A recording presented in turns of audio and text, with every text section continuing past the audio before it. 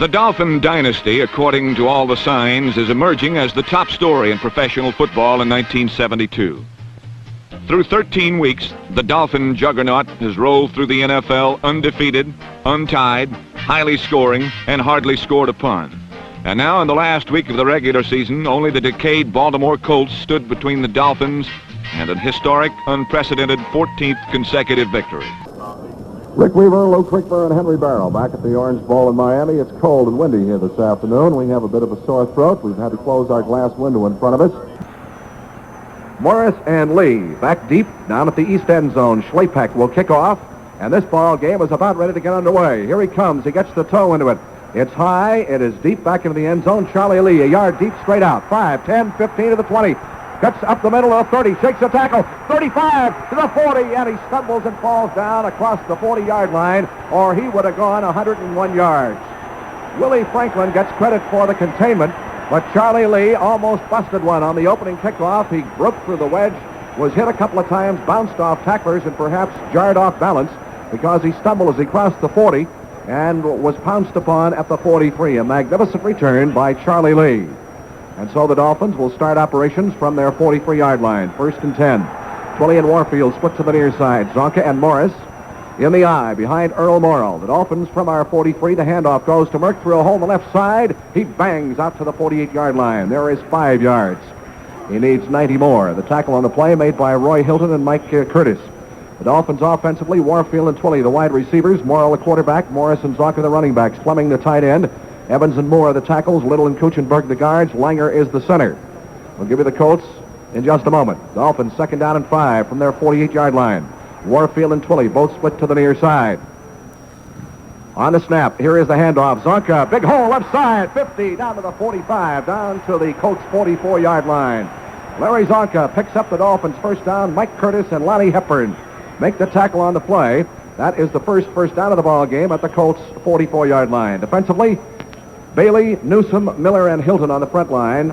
And now Chuck Hinton has come in at the defensive line spot. He's a 9-year man from North Carolina College. The linebackers, Hendricks, Curtis, and May. Cornerbacks, Stooks and Hepburn. The safeties, Logan and Volk. First down, Dolphins from the Colts 44-yard line. Twilley splits far side. And to the near side is Warfield. Morris and Zonka, the split backs behind. Earl Morrill, a handoff goes to Zonka. He hits it across the right side and gets just a couple. Down to about the 42-yard line, and maybe not even that far.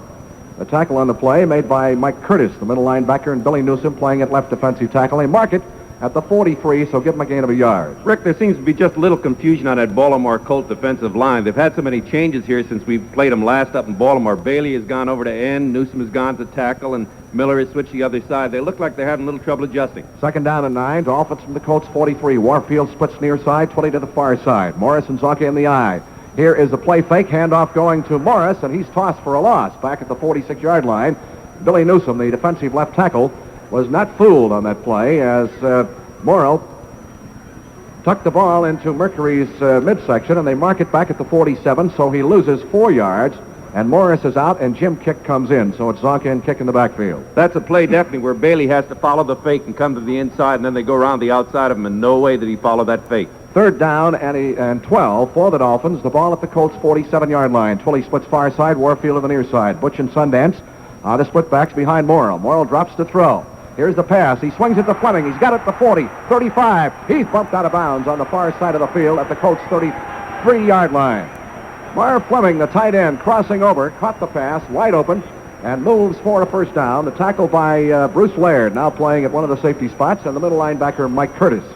So Earl Morrill, the AFC's leading passer going into this week's ball game. Finally, he got enough completions and pass attempts thrown to be recognized, and the Dolphins have a first down at the Colts 33. And Rick, if he gets that much time on every pass play, he'll keep all the completions today. All right, Morris and Zonka. Morris back in there. They're the eye backs. Here's the handoff to Merck through a hole on the right side, and he is going to be contained after about a yard.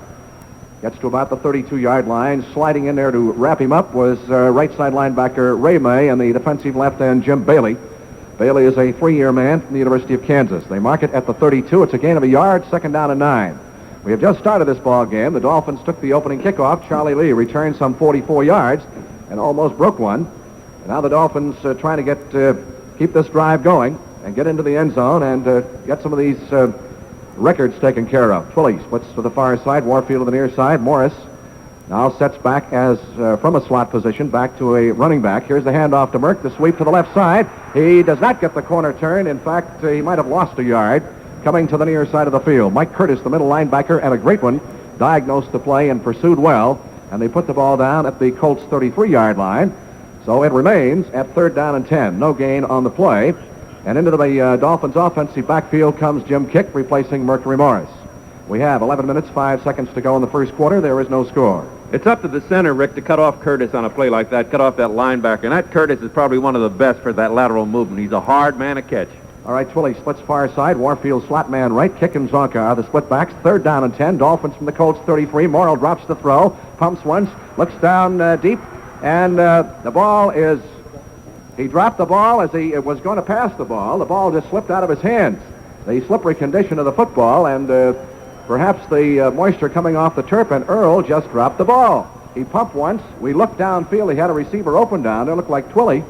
And then the next thing I knew, the ball is on the ground. He just dropped the ball and recovered it. So the Dolphins will have to try a field goal here with Yepremian in. A 40-yard attempt. Morrill will hold. Garrow is 21 for 34 on the season. Waiting for the snap. Waiting for the snap. Here it is. Kick is up. He's got the distance. It is good. Yepremian gives the Dolphins the lead with a 40-yard field goal. 10 minutes and 39 seconds left to go in the first quarter. Dolphin football action continues from the Orange Bowl with the score, our Dolphins 3 and the Colts nothing. Rick Weaver back at the Orange Bowl. Bruce Laird, number 40, down the near side. Don McCauley, number 23, to the far side to receive Yepremian's kickoff. 57-yard drive, 9 plays. And Garrow with a 40-yard field goal. The Dolphins lead by a score of 3-0. Here's the kick. It's going to be tough to handle. Grab back at the goal line by McCauley out to the 10, the 15 to the 20. He's across the 25 and smacked right there at the 26-yard line. The tackle on the play by Jesse Powell of the Dolphins specialty team. On that drive, our statistician, Fred Woodson, tells us, and these are unofficial, that Mercury Morris got a total of only 2+ yards on the ground, and the Dolphins rushing got only 11+ yards in rushing. So the Colts, as expected, a tough team to work against here early in the ball game. Marty Domrus, the quarterback, first down Colts from their 26-yard line, and they set a full house backfield with McCauley and Lydell Mitchell now splitting off. Here comes O'Brien, the wide receiver, in motion to the far side. Here is the pitch going to Mitchell. He gets to the line of scrimmage, and that's all. Trying to turn the right side in, out to the 26, and that's all. Vern Denherter is there along with Manny Fernandez to make the stop. Rick, every bit of that tackle has to go to Tim Foley. Tim Foley did exactly what a cornerback's supposed to do on a play like that on an end sweep. He turned all of the action back to the inside where all the tacklers are coming, and boy, he did a great job on that. 2nd down and 10, Colts from their 26. They have O'Brien and Sam Haverlack, the wide receivers. Domrus, the quarterback. Don McCauley and Lydell Mitchell are the running backs, and now Mitchell splits off to the near side. They've got 2 receivers split to the far side. Domrus, a quick out, deflected in the air, and falls to the ground, incomplete. I believe Stanfield got a hand on that as he was coming in on the pass rush and deflected the ball in the air. Domrus is 6'4", and the ball just fell harmlessly to the ground for the incompletion. It's intended for Sam Haverlack. The tight end is their leading receiver, number 84, Tom Mitchell. The tackles are Bob Vogel and Tom Drugas, a rookie replacing the injured Dennis Nelson. The guards are Glenn Ressler and Dan Sullivan, and the center is Bill Curry.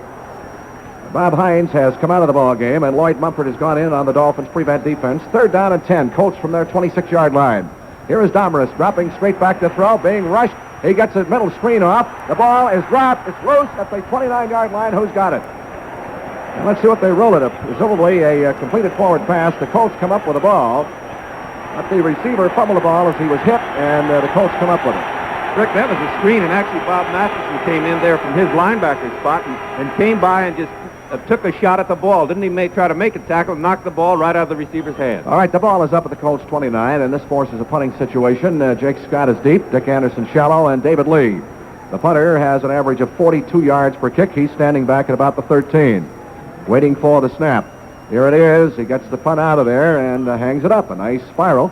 Scott back at the Dolphins 30, makes the grab, looks for a hole, and he's going to be contained at about the 33-yard line. So Jake Scott fielded the punt, which traveled some 41 yards, returns at 3 yards, and the Dolphins will go to work again from our 33-yard line. With 8 minutes and 35 seconds left to play in the first quarter, there is a timeout on the field. Dolphin football action continues from the Orange Bowl with the score. Our Dolphins 3 and the Colts nothing. Rick Weaver back at the Orange Bowl. Unofficially, as the Dolphins take over with a first down at their 33, the Dolphins still need 93 yards, or 94 yards, to break the rushing record on the ground. Morris needs 93 in his own effort to reach the 1,000-yard club. He and Zonka are the split-backs behind Morrill. Morrill hands to Zonk, tries to bust the left side, and gets to the line of scrimmage for no gain. Roy Hilton, who is playing hurt, he's come in with a groin injury, made the stop on the play, and Ray May along with Ted Hendricks. The Colts will flip-flop their linebackers just like the Dolphins do on weak side, strong side plays. No gain for Zonka, and it's a second down and 10, Miami's ball at our 33, moving from our right to our left. We have 8:10 to go in the first quarter. Yepremi in a 40-yard field goal. The Dolphins lead 3-0. Morris is split to the near side. Here's the handoff to Merck. Slant on the counter, back across the right side, and he gets 2 out to about the 35. Mercury Morris, the ball carrier, the tackle made by Chuck Hinton, who's playing at a defensive tackle along with Billy Newsome. The Colts are a little bit chewed up coming into this ball game, but they're going to give the Dolphins all they want. Morris comes out, and Jim Kick comes in now. And Butch and Sundance are the running backs. We've had a lot of inquiries from people around the world, actually, with our American Forces radio participation. Which one is Butch and which is Sundance? Jim Kick is Butch Cassidy, and the other guy is Sundance. All right, third down and 8, Dolphins from our 35-yard line. Dropping back to throw is Morrill, sets up in the pocket, fires in the middle. It is overthrown, incomplete. Warfield just got a hand on it down at the 45 and bounced over his shoulder and fell to the ground. Pass intended for Warfield. And so that brings in the punting unit, and for the first time in 4 weeks, Larry Seipel is back in there to kick, and he has a 40-yard average. That's something we haven't seen too often. Rick, the ball hit Paul Warfield in the hands like that and squirt right out. All right, going back as the deep man is Bruce Laird, the rookie from American International, who has a good punt return average of 5.4, has a better one on kickoff returns. Line of scrimmage, the Dolphin 35, Seipel standing at the 20. Here is the boot by Larry, and he drills it out of there, end over end. Back at the 25 is Laird, and he is smothered. He is smothered for actually about a loss, possibly a loss. Now they're going to put his progress up to the 25-yard line, so that punt travels some 40 yards. For Larry Seipel, no return by Laird. And there's a timeout on the field. Dolphin football action continues from the Orange Bowl with the score. Our Dolphins 3 and the Colts nothing. Rick Weaver back at the Orange Bowl. Our statistician Fred Woodson informs us that the Dolphins again picked up a net 2 yards rushing on the ground. Merck got 2 yards, so he still needs unofficially 91. The Dolphins are 101 yards away from that all-time rushing record. The Colts giving up ground grudgingly. Here's O'Brien in motion off to the far side. The Colts start from their 25. A handoff to Lydell Mitchell. The rookie from Penn State pounds the middle, gets 3 out to the 28-yard line. Manny Fernandez makes the tackle on the play. The Dolphins defensively have Denherter, Fernandez, Hines, and Stanfield up front. Swift, Bonicati, and Bob Matheson at the linebackers. Foley and Johnson in the corners. Scott and Anderson are the safeties. Henry? Monty Clark has been meeting with his offensive line crew, working out some changes that he wants to put in. We'll see what happens next time the Dolphins get the ball. All right, Haverlack splits to the far side. Jim O'Brien to the near side. Here is Domrez. Play fake. Drops to throw, looking to throw left. Now he's going to run with the ball. Gets to the 30, 35 to the 40, and he's slammed to the ground across the 40 at the Colts' 42-yard line by Vern Denherter. A pickup of some 14 yards and a Colts first down. That is their first down of the ball game. And Domrez running out. He looked to the left. He had a screen man open out there had he elected to throw, but he picked up the first down himself. Rick, actually, I think a lot of that play was designed to go to the man over the middle. He had a halfback trying to come through the line, and Manny Fernandez doing such an excellent job, pinched off the middle, and consequently the man couldn't get through there. So this means Domrez had no one to throw the ball to. Dolphins lead 3-0, 6:03 to go in the first quarter. First down Colts from their 42. They split Mitchell off to the far side. He's the tight end, and send Haverlack in motion to the near side. Somebody moves, flag goes down, the handoff to McCauley. He's over the left side, gets about a yard, but there will be a penalty coming up, and it looked like somebody in the Colts offensive line perhaps moved too soon. Doug Swift and Nick Bonicati in on the stop. Illegal motion is going to be the infraction against Baltimore, and the gain on the play by McCauley was just a yard, so Nick Bonicati, the Dolphins middle linebacker and defensive captain, discussing the situation with referee Jim Tunney. I think that was Dan Sullivan, the left guard, Rick, that pulled out of there. It's awful hard to try to get out there in front of that back as a guard, and he was just a little anxious and going to cost him a little bit. All right, the Dolphins decline the penalty and take the down instead, so it'll be second down, and we'll call it 8. The ball is at the Colts' 44-yard line as McCauley gets 2 yards. 5 minutes, 49 seconds to go in the first quarter. Dolphins on a 40-yard field goal by Yepremi and lead 3-0. And still a considerable distance away from the records. Here's O'Brien moving in motion off to the far side of the field. Domrez spins, play fake, keeps, slants over right tackle on the option. 45, 50, knocked down at the Dolphins' 45. And they're going to say his knee touched the ground at the 46-yard line, but that still is good enough for a first down as Domrus running rather than passing and play faking beautifully to his backs into the line. Manny Fernandez makes the tackle on the play. Baltimore has a first down at the Miami 46-yard line. In case you joined us late, we've had to put the window glass down in front of us in our booth because of the high winds up here. Sam Haverlack splits to the far side, and O'Brien is a slot man left. Now he comes in motion to the near side. First down, Colts from the Dolphins' 46. Domrus hands off this time to Don Nottingham, who's in the ball game. He pounds the left side, gets to about the 42-yard line. A 4-yard gain for the little fella from Kent State. Everybody knows his story. Last in the draft, first in the Colts backfield. The human bowling ball. Bill Stanfill and Doug Swift make the tackle on the play. And it'll be a second down and 6 coming up for the Colts. The ball just inside the Dolphins' 42-yard line. Now Mitchell has come back in. McCauley and Mitchell are the running backs, and they set in the eye. Mitchell is a rookie from Penn State. McCauley, second-year man from North Carolina. Handoff to McCauley. He staggers through the middle and gets to about the 36-yard line. A pickup of some 6 yards on the play, and that's going to be close to a first down. Vern Denherter makes the stop, along with the middle linebacker, Nick Bonicatti. The Dolphins coming into today's ball game. We get a timeout for a measurement. Number 1 in overall defense in the National Football League and the AFC. Number 1 in rushing defense in the AFC, and number 2 in pass defense. After the episode with Norman Snead, Cincinnati is the number 1 AFC passing defense team. And our spotter, Al Book, has the glasses on the ball. How far is it, Al? They just missed it by the nose of the football. So it'll be a third down coming up and just inches to go for the Colts. The ball at the Dolphins' 36-yard line. And the fans set up the chant, defense, defense. Let's try it, no name, no name. And give them a little recognition, which they well deserve. Haverlack splits to the near side. Third down, less than a yard from the Miami 36. Domrus ready to go to work. He spins, hands off to Mitchell. Big hole, left side. He's got the first down and almost busted it. He's knocked down at the 30, just inside the 30 and about the 29. Linebacker Doug Swift and safety man Jake Scott make the tackle. A gain of 7 for Mitchell. And it's a first down for the Colts. The ball at the Miami 29-yard line. Jim O'Brien was out for a play. Eddie Hinton was in, and O'Brien comes back in now at a wide receiver spot. They set the full house backfield similar to what Kansas City does with the tight end. Here's the pitch. Going to McCauley. Sweep to the left side. He's getting no place. He is stopped right at the 29-yard line. The Dolphins smothered him over there. And the first man to make contact was Bill Stanfill, the defensive right end. So they put the ball down at the Dolphins' 29. It'll bring up a second down and 10 with 3 minutes and 33 seconds to go in the first quarter. The Dolphins leading 3-0. And the Dolphins have picked up just 13 yards rushing on the ground, and Morris has only a total of 4 as a rusher in the ball game. At full house backfield again with Mitchell lining up with Lydell Mitchell. Here's the wide receiver around. The handoff goes to Haverlack. He comes to the near side. He's inside the 25, knocked down at the 23, and a flag on the play. Bill Curry was out in front throwing the block, and we'll see what this is all about. That was an outside-inside reverse with Haverlack coming off the wide receiver spot and taking the handoff. And Jim O'Brien actually clipped Tim Foley down there, Rick, and they're marching off that 15 yards right now. So the Colts showing a great deal of deception in this offensive drive, but that little piece of deception did not work. The personal foul clipping infraction against Baltimore sets the ball back to the 40-yard line in Miami territory. And it looked like it might have been Bill Curry, the center. O'Brien and Haverlack remain the wide receivers. McCauley and Lydell Mitchell are the running backs. Henry? Got it right, Rick. The official call on that was on Curry. Right, on Bill Curry. 3 minutes and 9 seconds to go in the first quarter. Dolphins out in front by a score of 3-0. It's a second down and 21. Colts ball from the Miami 40-yard line. Now they set Tom Mitchell, Lydell Mitchell, and Don McCauley in the backfield, and now they split off.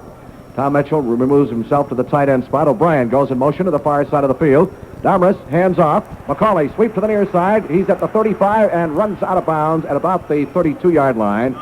McCauley with some good blocking out in front, particularly from the left tackle Bob Vogel. Picks up about 8 yards. Jake Scott ran him out. And they're going to mark the ball at the Dolphins' 32. And that'll bring up a third down and 13 situation. We were told by Public Relations Director Ernie Accorsi of the Colts that Johnny Unitas would not see action today, even though this may be his last game. They're sticking with Marty Domrus all the way, but we'll see. Eddie Hinton comes in, and Jim O'Brien goes out at a wide receiver. 3rd and 13. Hinton splits left. Haverlack to the near side. McCauley and Lydell Mitchell behind Domrus. Domrus quick step back. Quarterback draw. Up the middle. 25, 20. Running over people and not knocked down until he gets to the 17. And that's good enough for a first down. A very clever call and well executed by the quarterback, Marty Domrus, on the quarterback draw. Took the short step back and then just busted straight ahead. And he gets down to the 17 for the first down. Bob Hines comes back in. The Dolphins' defensive alignment. Curtis Johnson made the tackle on the play.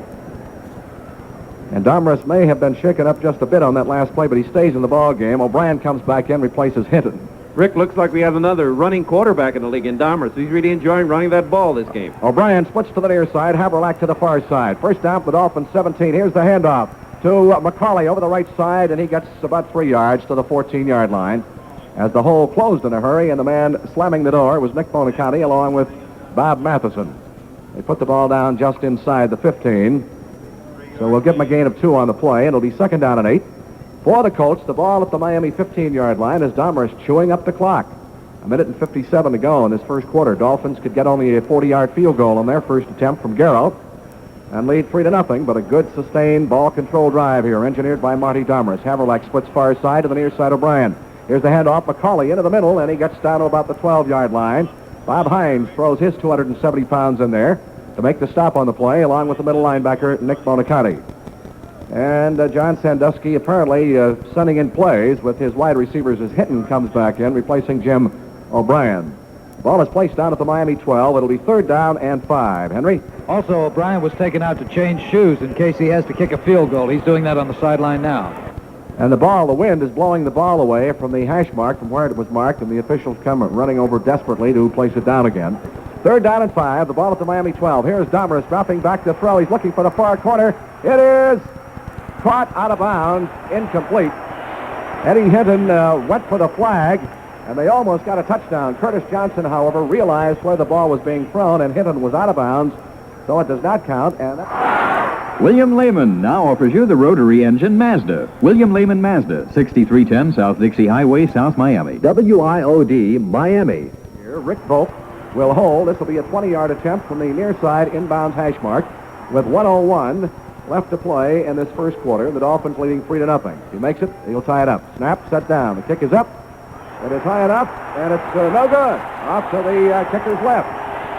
As I said, O'Brien is not having a good year, and he misses a 20-yard attempt from practically straight out in front. The hash marks this year, as you know, do not make that much difference. Let's pause here for station identification on the Miami Dolphins Football Network. This is WIOD, Miami. The wind could have been a factor in that one. The Dolphins start from their 20. Here's a handoff to Zonka. Hole on the right side, and he booms his way out across the 25 to the 26. Rick, I think it's awful hard for a guy like O'Brien there to be running these patterns all practice long and then go out there and practice his kicking. This is one of the reasons you find such specialization in the National Football League. It just takes too much time to concentrate on that field goal kicking to be doing something else. Beginning this drive, the Dolphins had accumulated 13 yards on the ground. They needed 105 to set the new NFL rushing record. That carry of 6 now gives them a total of 19 on the ground. 2nd down and 4. Dolphins ball from their 26. Morris and Zonka in the eye behind Morrow. Earl up under center with a long count at the line of scrimmage. Spins, hands off to Morris. He is going to be hit from behind by Ray May and thrown for a loss.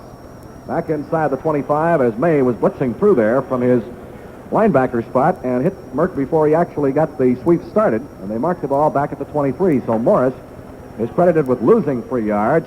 And there is the gun. That's the end of the first quarter. Dolphins action continues from the Orange Bowl. With the score, our Dolphins 3 and the Colts nothing.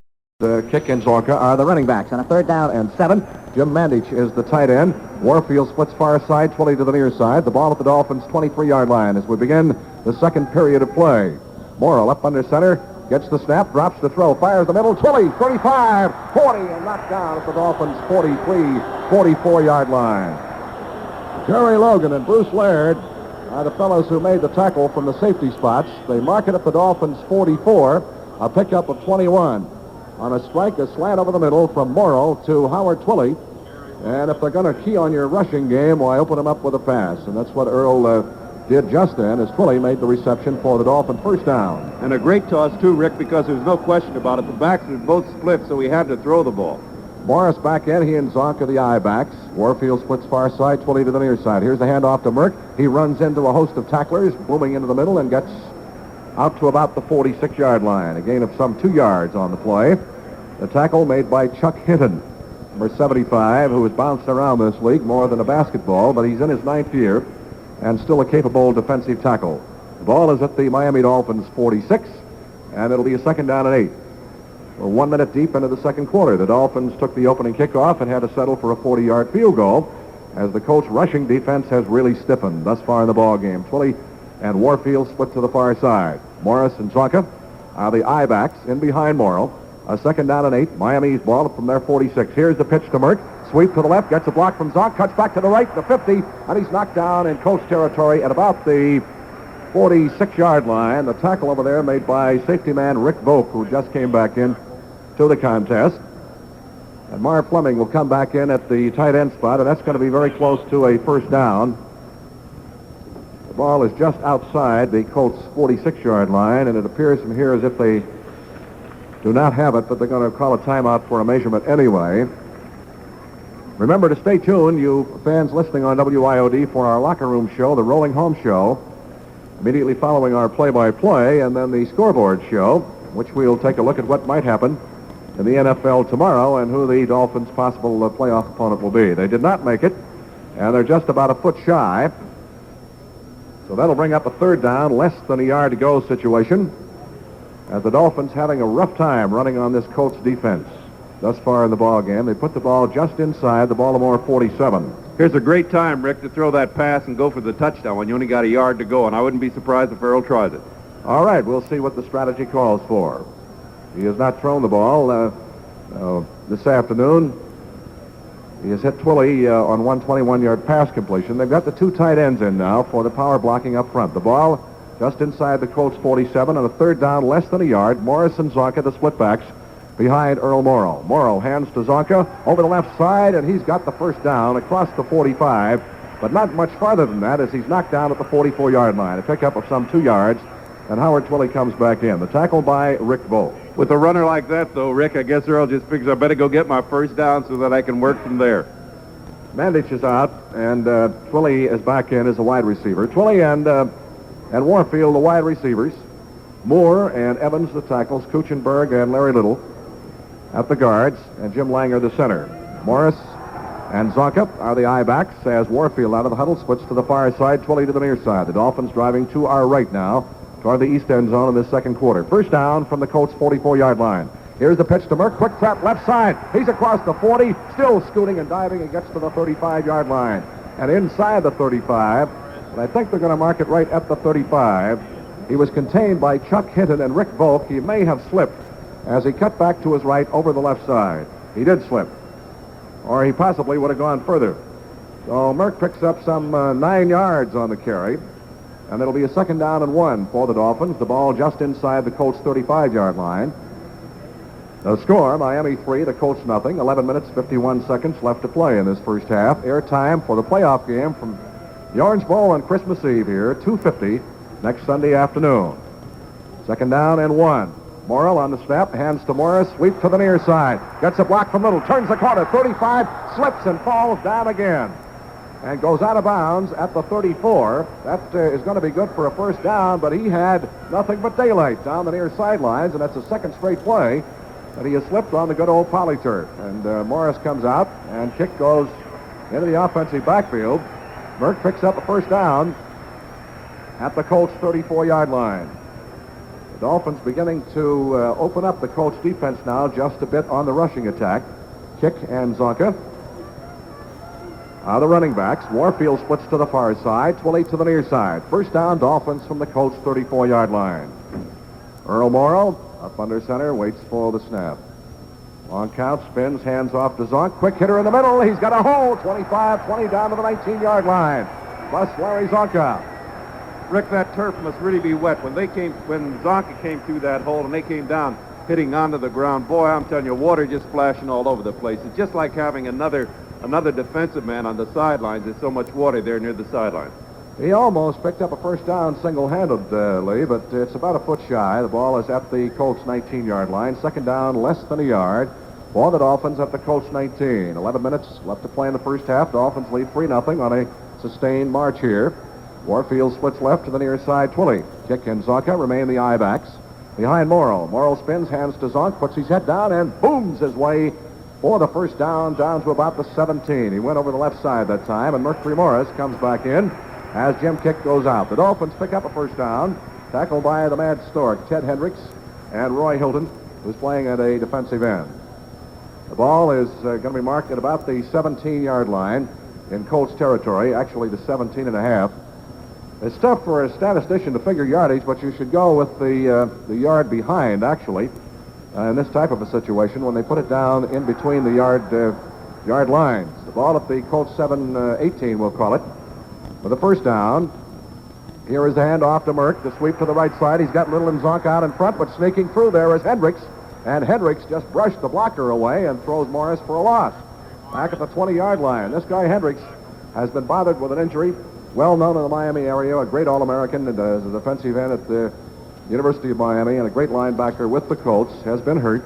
But he made the play on that one as they continue to key on Morris, and the Dolphins wind up losing a couple of yards. It'll be second down, and we'll call it 12 from the Colts' 20-yard line. 9 minutes and 40 seconds left to play in the first half. The Dolphins trying to get in for 6. They've been able to get only 3 thus far on a 40-yard field goal by Yepremian in the first quarter. Twilley and Warfield, double wide receivers, split to the far side. Morris and Zonka, the split backs, in behind Morrow. Morrow hands off, trap in the middle. Morris shakes a tackle, booms his way to the 15. Merck was hit by a linebacker at about the 18. Curtis had him and spun him off balance, and he's knocked down at the 15-yard line, so Morris gets 5 yards. And Jim Mandich comes in now to give the Dolphins a change in tight ends as Marv Fleming comes out. It'll be a third down coming up and about 8 yards to go at the Colts' 15-yard line. 9 minutes exactly left to play in the first half. Who the Dolphins will play in their initial AFL playoff game will be determined tomorrow. Pittsburgh against San Diego, Cleveland against the Jets. On the snap, Morrow drops to throw. He's got time. He sets up and fires. It is intercepted. Down at the 3-yard line by Laird. He's up the near sideline to the 10, the 15, across the 20, 25, hurdles the tackler, fumbles the ball, and the Dolphins recover it back at the 32-yard line.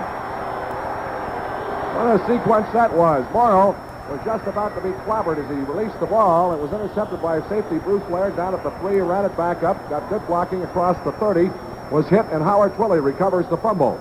And the Dolphins take it right back again at the Baltimore 33-yard line. So it's a tug of war.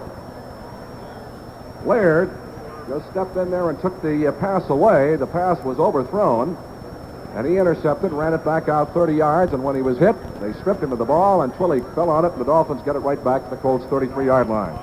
8 minutes, 13 seconds left to play in the first half. Dolphins lead 3-0. That drive was thwarted on a pass interception, the 13th of the year, chalked up against Morrow. Warfield splits far side, Twilley to the near side. Morris and Zonka are the split backs. And behind Earl, he drops back to throw. He sets up, has time. He is firing deep for Warfield in the far corner. And the pass is knocked away as Warfield is bumped and knocked down at the 5-yard line. But apparently, according to the official, that was not a factor. Lonnie Hepburn covered on the play because there was no flag thrown. Just a long incompletion. It'll be a second down and 10. Dolphins football from the Colts 33. Fleming comes out and Jim Mandich goes in for the Dolphins at tight end. Freddie, how are we doing so far on the rushing stats? 57 yards rushing. And Merck has 27 yards. Okay, still a distance to go. Dolphins have rushed for 57, needed 105 coming in, and the Colts giving it up grudgingly. Morris needed 95. He's got 27 unofficially. A second down and 10 for the Dolphins from the Colts' 33-yard line. Morrow, here's the quick pitch to Morris. Sweep to the near side, 30, 25, and knocked off his feet down at about the 16-yard line. Mercury Morris picks up the first down as Jerry Logan, the 10-year man from West Texas, comes over and makes the tackle on the play. They put the ball just inside the 22-yard line. So we'll call up the 21, and the Dolphins have a first down from the Colts 21 as Morris rumbles for about 12 yards. And that dependable right tackle, Norm Evans, is out there. Rick Matry making the hole. Really cleared it out for Merck to come around the corner. The ball at the Colts 21-yard line. A first and 10 for the Dolphins. As I guess you could say ball control here. The pass interception gave the ball back to the Colts instantaneously, but they fumbled it back. and thwarted a long Dolphin drive. Now we're going again. Here's Morrill dropping to throw. He swings one out. It is caught by Morris, the 22, the 20, down to the 15, down to the 14-yard line. And the tackle on the play is made by Mike Curtis. Merck used as a pass receiver that time, and Kick comes in to replace him now. That picked up about 8 yards. It'll be a second down and 2. Merck sure is attracting those blue jerseys out there today, Rick. Like you said a little while ago, looks like they're keying on him. They sure are. All right, the ball down at the Colts' 14-yard line. A second down and 2. Dolphins from that position. 6 minutes, 33 seconds to go in the first half. Dolphins lead 3-zip. Trying to get in for 6. Warfield splits to the far side. Twilly comes to the near side. Zonka sets as a slot man right. Kick is the other back. Morrill drops back to throw. Fires the middle. Caught by Warfield. He's in for the touchdown.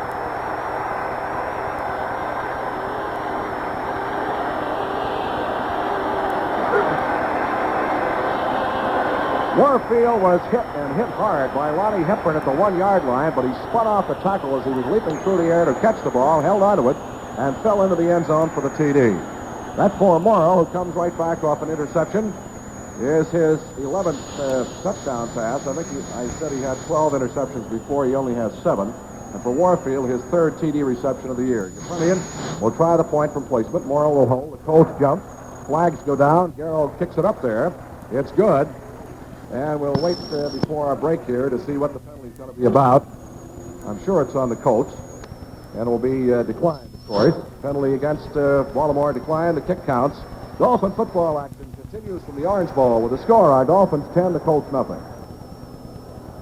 That for Earl Morrill was his 11th touchdown pass of the season, and he has 7 interceptions, not 12 as we erroneously reported. We were looking at his last year's statistics.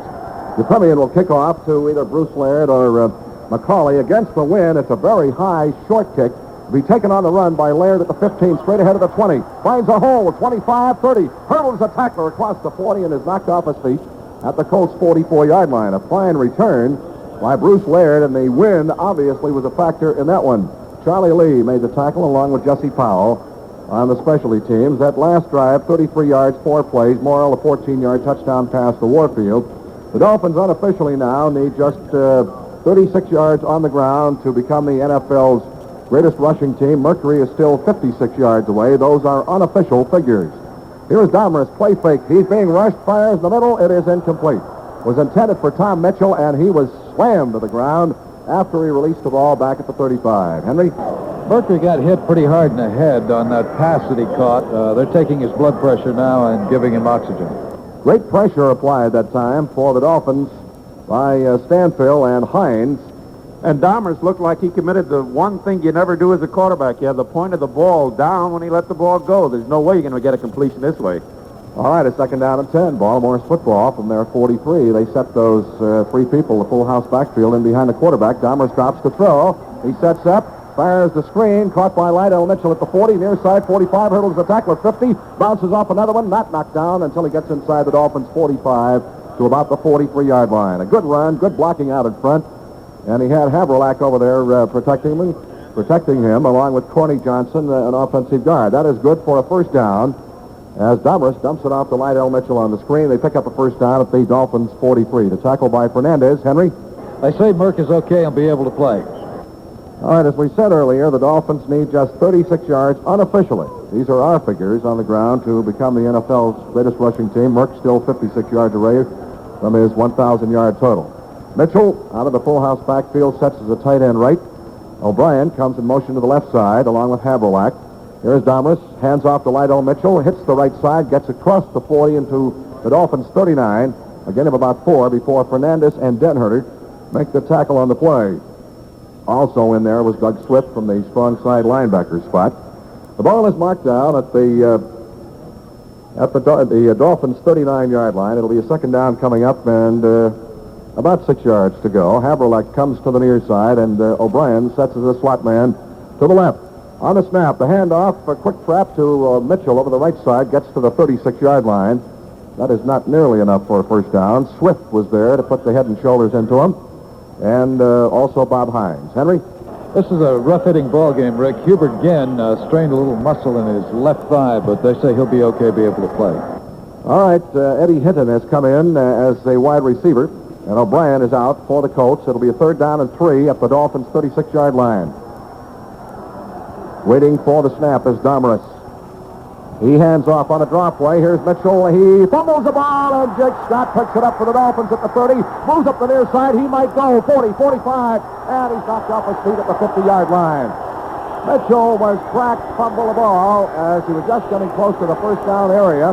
Jake Scott picked it up, and you're allowed to run with a loose fumble in the NFL, and Scott picked it up back at the 30 and runs it out to the 50-yard line. Henry talked about the hard hitting down here, Rick. That's exactly why you have a fumble such as this. He was really hit, and that ball just squirted right out of his arm.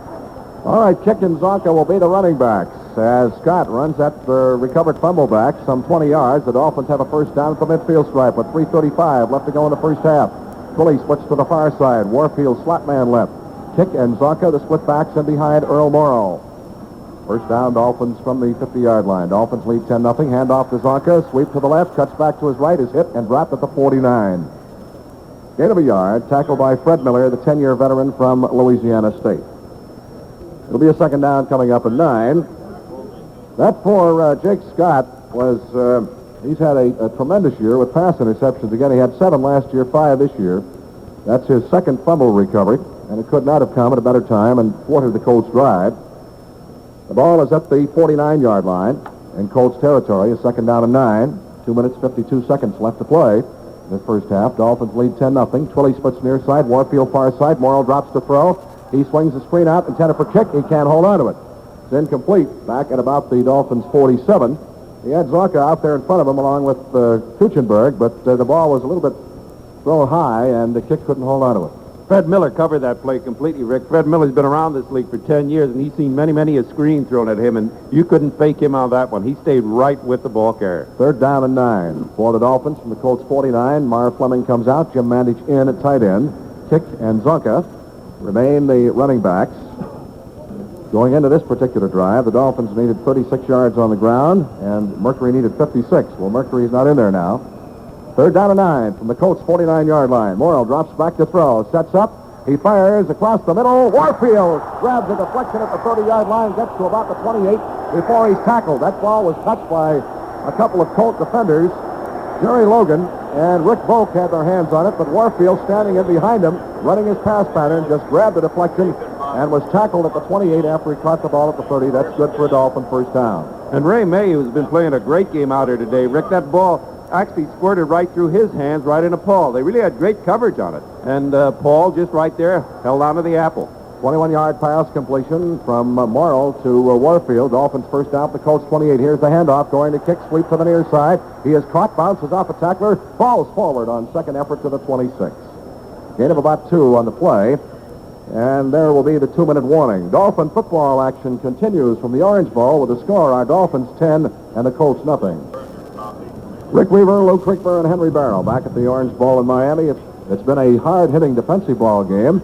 The Colts have held the Dolphins to just 72 rushing yards on the ground, so that means they're still 28 yards away from eclipsing the all-time rushing record. And we'll check Mercury for you in just a moment. He's back in the ball game now. Morris and Zonk are the running backs. Mandich is in at tight end. And when time is in, with 1 minute and 58 seconds showing on the board, left to play in the half, the Dolphins will have a second down and 8 situation. Colts just fumbling the ball away a moment ago. Mitchell and Jake Scott picked it up for the Dolphins at the 30 and ran it back to the 50. Let's pause for station identification on the Dolphins Football Network. Join the winning team. William Lehman has sold more Buicks than any other dealer in the South. William Lehman Buick, 163rd Street and Biscayne Boulevard in North Miami Beach. WIOD, Miami. Second down and 8. Play back in. Dolphins from the Colts 26. Play fake. Morrow back to throw. Fires the middle. Caught by Morris. Fumbles the ball. Inside the 5. It's picked up by Laird at the 3. He's out to the 5.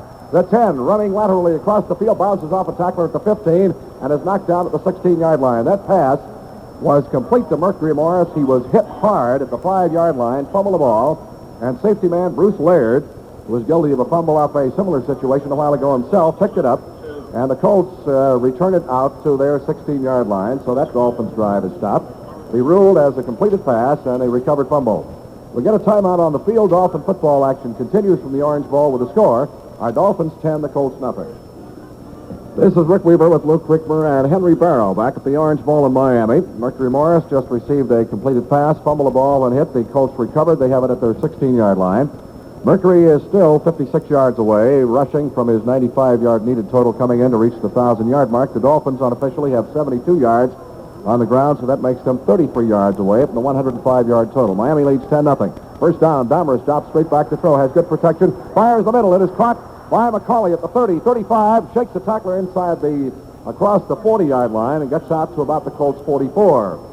A slant to the man out of the backfield, Don McCauley, the receiver, and he picks up excellent yardage up to the 44-yard line and a Colts first down.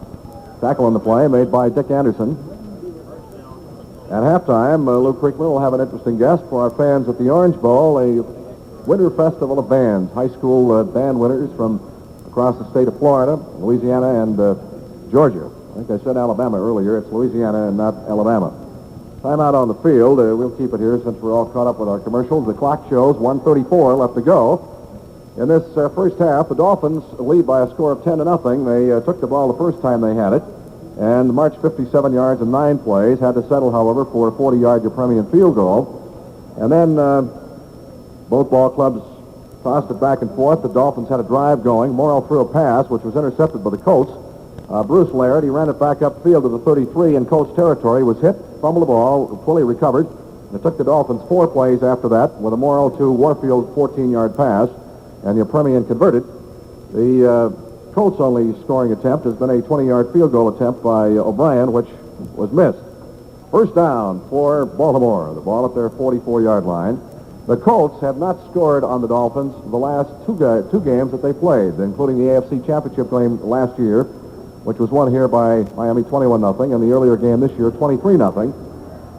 So this Dolphin defense has done an excellent job on the Colts offense over the last 2.5 ball games almost. Dahmer drops back to throw, has time, fires out for the far side area. It is caught, and here's the pitch going to the trailing man, Lydell Mitchell. The pass was caught by O'Brien at the Dolphins' 45-yard line, and Mitchell, coming downfield behind him, took the lateral pass and picks up additional yardage down to the Dolphins' 41 before Doug Swift ran him out of bounds. It'll be a completed pass from Dahmer to O'Brien, and O'Brien lateraled the football off to Lydell Mitchell. First down for the Colts at the Dolphins' 41. 1 minute and 25 seconds left to play. In the first half, O'Brien splits to the far side, Haverlack to the near side. Waiting for the snap is Marty Dahmer. Dahmer's quick step back to throw, and he's going to have to eat it this time. The Dolphins are all over him back at about the 47 or 48-yard line. Manny Fernandez, Vern Denherter, Bill Stanfield, all three of them just smothered him back there, and Dahmer is shaken up on the play. Now he's getting up and limping back into the huddle. They mark the ball back at the Miami 46, so it'll be a loss of 5. And our good friend Vern Denherter even took the ball out of Demarest's hand and started running with it. He wanted to go ahead and try to score with that ball. Here comes Unitas in the ball game as Demarest is going to the bench for some medical attention. He is limping rather prominently, and this could be Johnny U's final ball game as a pro. I think everybody's familiar with the problems that in the area of dissension in which he has participated or has had been forced to participate because he's been relegated to a backup role. So Johnny U, perhaps the greatest quarterback to ever live, approaching 40, the man who is ranked as the greatest passer of all time in the National Football League, will get a shot against his old coach, Don Shula, as Dahmer is shaken up on that last play, and Unitas is in to quarterback this football team. The Colts had called a timeout. The clock is stopped with 1 minute and 19 seconds. A second down and 15 situation prevailed at the Dolphins' 46. 1:19 to go before the end of the half, and Miami leading by a score of 10-0. The Dolphins on offense, in case you just joined us, still need 33 yards in rushing to become the greatest rushing team in history as a team, and Mercury Morris is 56 yards away in his battle to become the second 1,000-yard club member in the Dolphins' backfield. That, of course, if he accomplishes it, will be a first in NFL history. No team has ever had 2 1,000-yard runners in the same backfield. Airtime next week for the playoff game on Christmas Eve afternoon from the Orange Bowl here on WIOD, and these Dolphin Network stations will be at 2:50. As the Pittsburgh Steelers can wrap it up with a victory over the San Diego Padres tomorrow. Should they stumble, the Cleveland Browns would become the AFC Central Division champion if they can beat the New York Jets. And just one other game today. That's still a couple of hours away from being started out on the coast. Minnesota against San Francisco, a big one in the NFC West. The 49ers win it. They get a playoff spot as the NFC Western Division champion.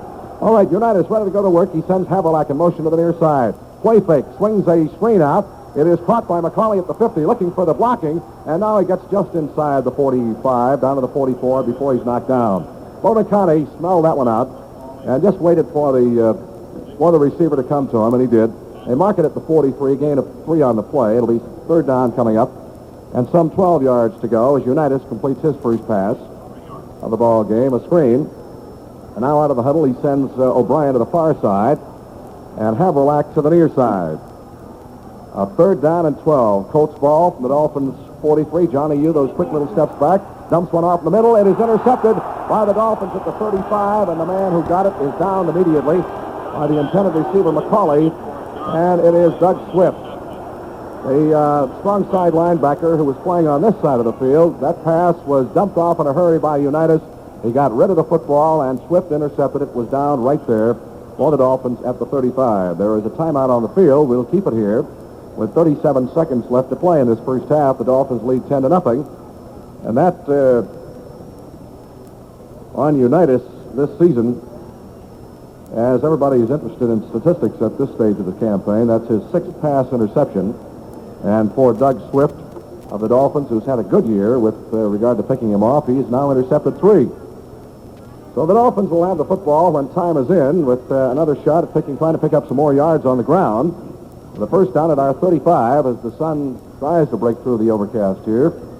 The Dolphins, unofficially, as we have the stats in our booth, still need 33 yards as a team to achieve a 105-yard total, which would then make them the #1 rushing team in all of NFL history.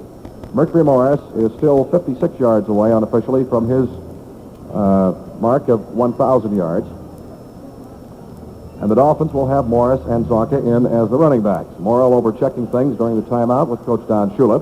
Most importantly, the Dolphins in quest for their 14th straight victory lead 10-0. And the Colts, as was expected, are putting up one great defensive battle so far.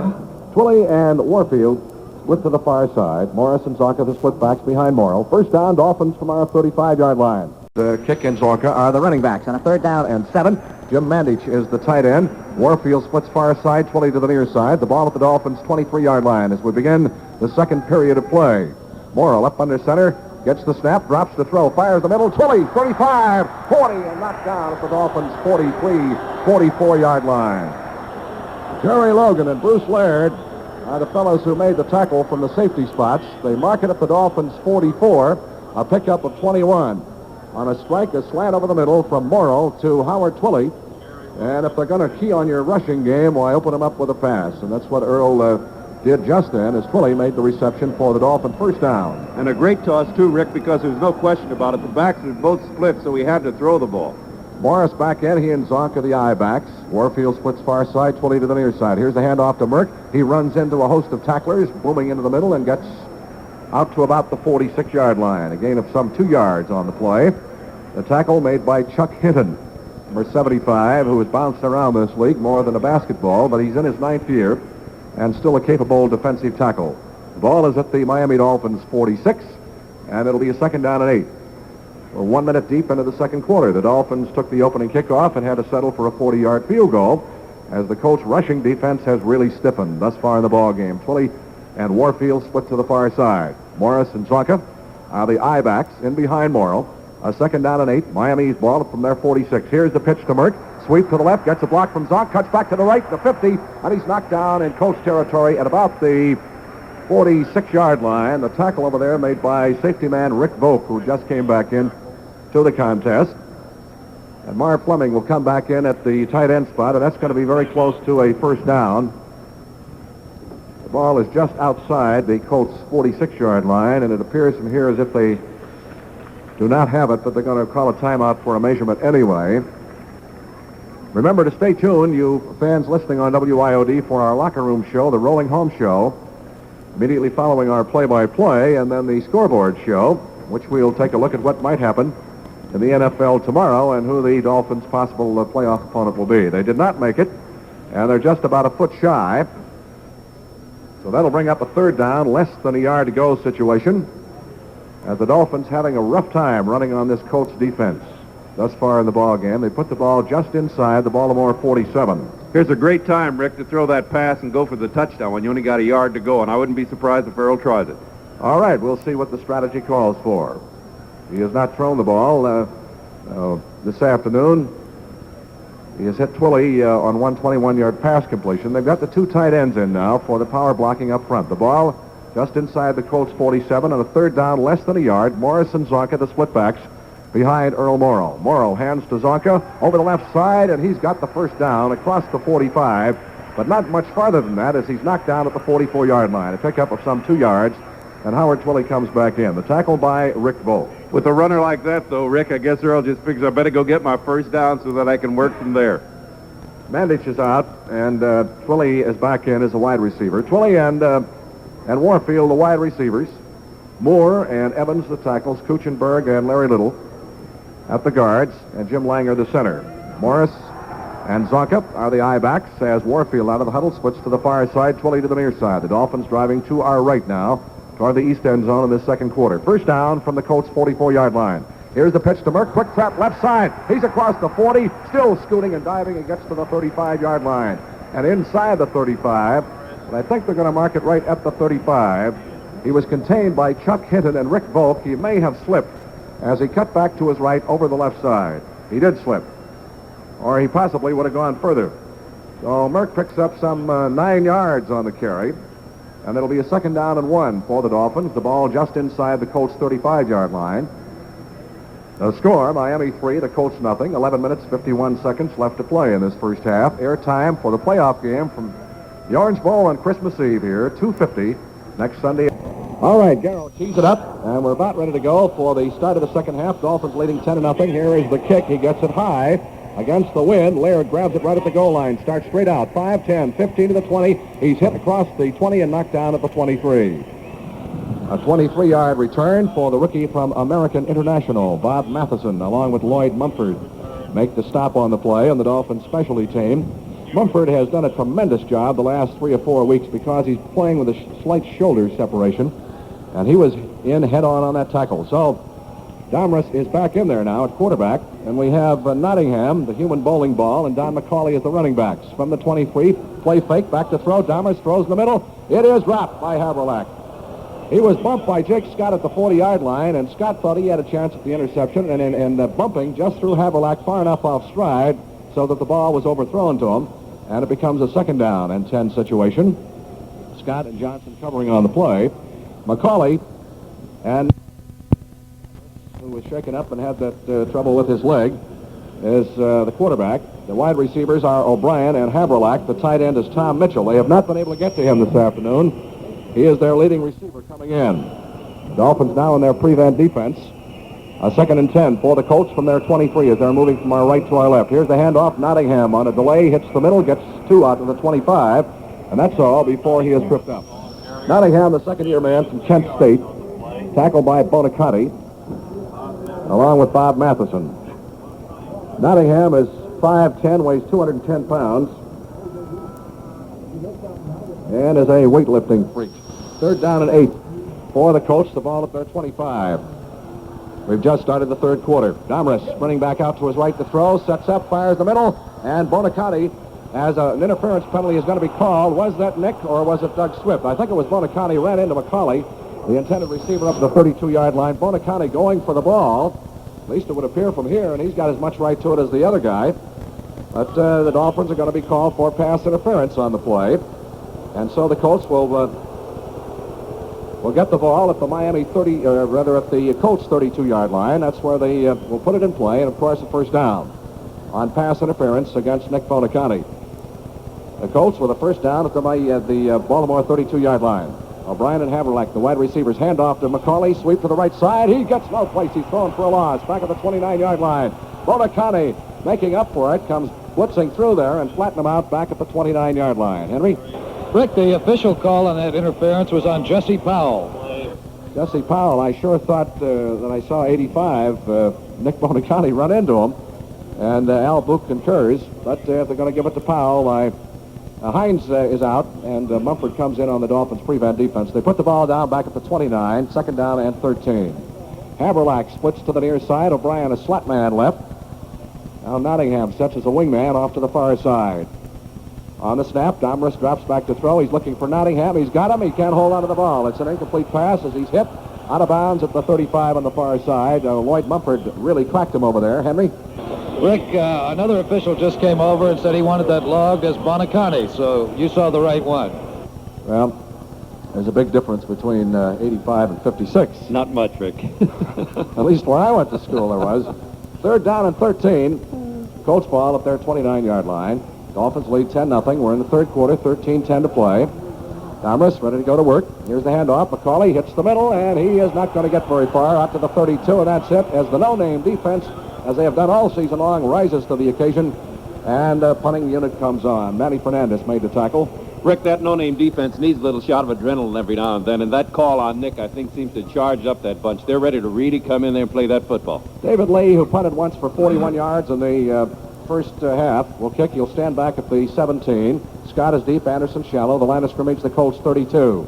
Here's the snap to Lee. He gets it out of there, and he gets a beauty, a long, high spiral. Scott back and makes the fair catch for the Dolphins at the Miami 28-yard line. Now they're going to put it down at the 29, so that's where the Dolphins will start from. First and 10 for Miami from the 29-yard line.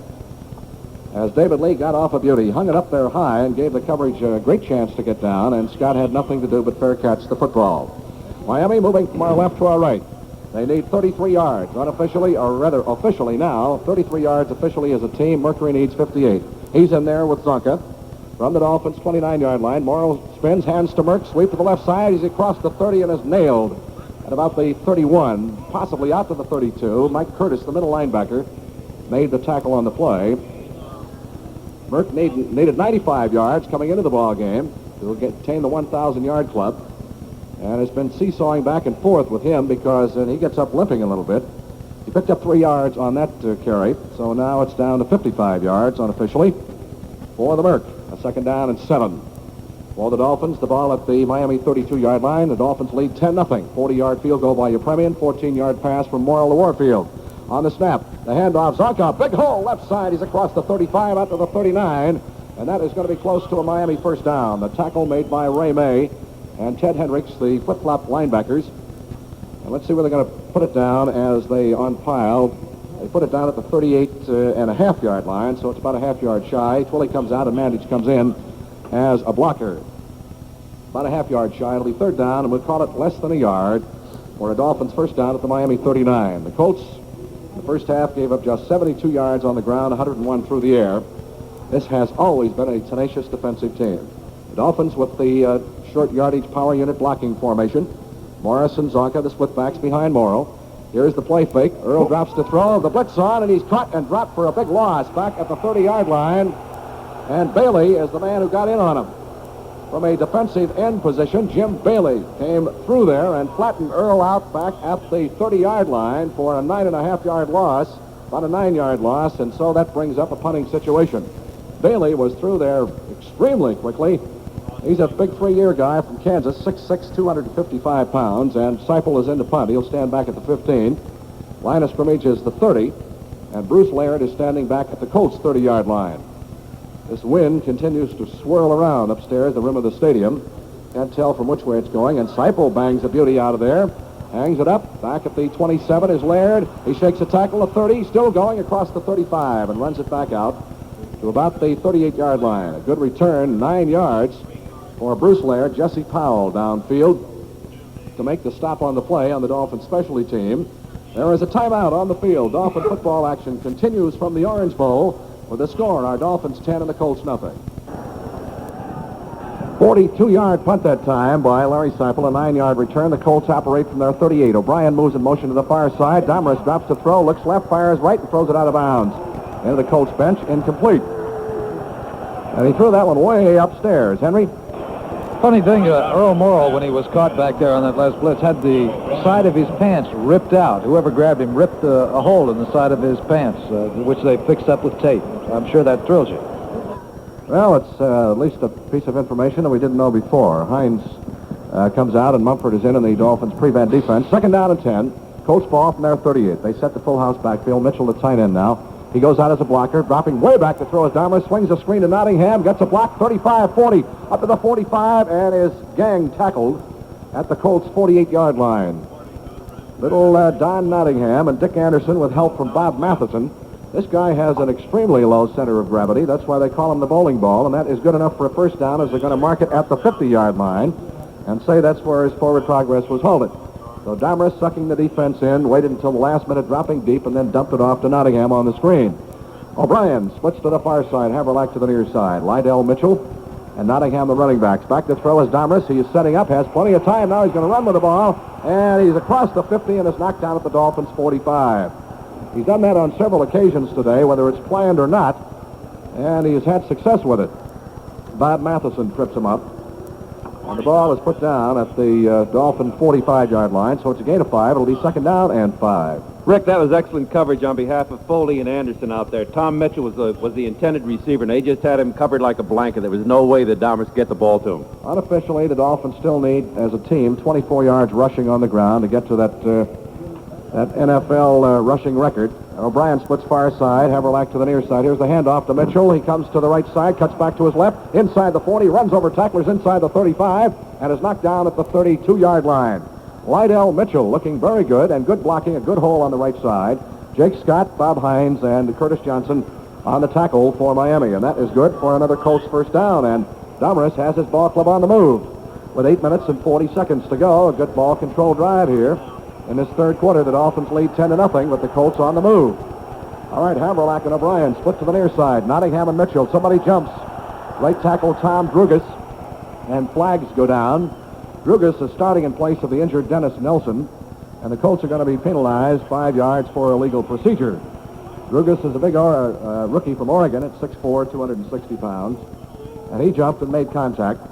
And an illegal procedure call against the Colts sets the ball back to the Dolphin 37-yard line. From there, it'll be a first down and 15. 8 minutes, 29 seconds left to play in the third quarter. Dolphins lead by a score of 10-0. And this Colt defense has been magnificent. Haverlack and O'Brien, the wide men. Dahmer drops back to throw. He sets up. He's firing the slant out. Caught by Mitchell at the 35, and he is dumped at the 34-yard line. To the near side of the field, Bob Matheson covering over on the play, made a good defensive move for the Dolphins, and so they pick up just about 3 yards on the out pattern to Lydell Mitchell out of the backfield at the Dolphins' 34. It'll be a second down and 12 coming up. Tom Mitchell, the tight end for the Colts this afternoon, has not caught a pass, and coming into the ball game on the season, he had caught 39, the leading pass receiver. Haverlack, O'Brien, split receivers, back to throw, second and long yardage. Dahmer sprinting out to his right, being pursued. Throws the ball, it bounces loose, it's incomplete at the 40-yard line. He was trying to get the open man, who was Lydell Mitchell, but Mitchell was all wrapped up. Bill Stanfield was in, and so the ball bounces away and is an incomplete forward pass. Now the officials want to find where they want to mark it, and they set it down properly at the Dolphins' 34. It'll be a third down and 12 coming up. 7:47 left to go in the third quarter. Dolphins lead 10-0. Hinton is in. Eddie Hinton, the 4-year man from Oklahoma. Number 33, O'Brien, is out as a wide receiver. Who will it be against the Dolphins in the playoff game here on Christmas Eve? Well, it's going to be decided between Pittsburgh, San Diego tomorrow, and Cleveland or the New York Jets. We'll have it for you on WIOD and these network stations on Christmas Eve afternoon, beginning at 2:50. Hinton goes in motion off to the far side. He will drop the throw. Flags go down. Dahmer's pass picked off. Back at the 15 and the 20, the 25. It's Lloyd Mumford breaking for the near side of the 30, is caught from behind and thrown to the ground at the 33-yard line.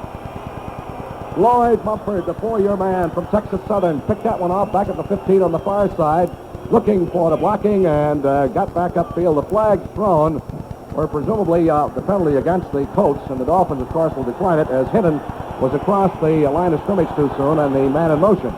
So the Dolphins get the interception by Mumford. And we've come up with field position at the 33. That is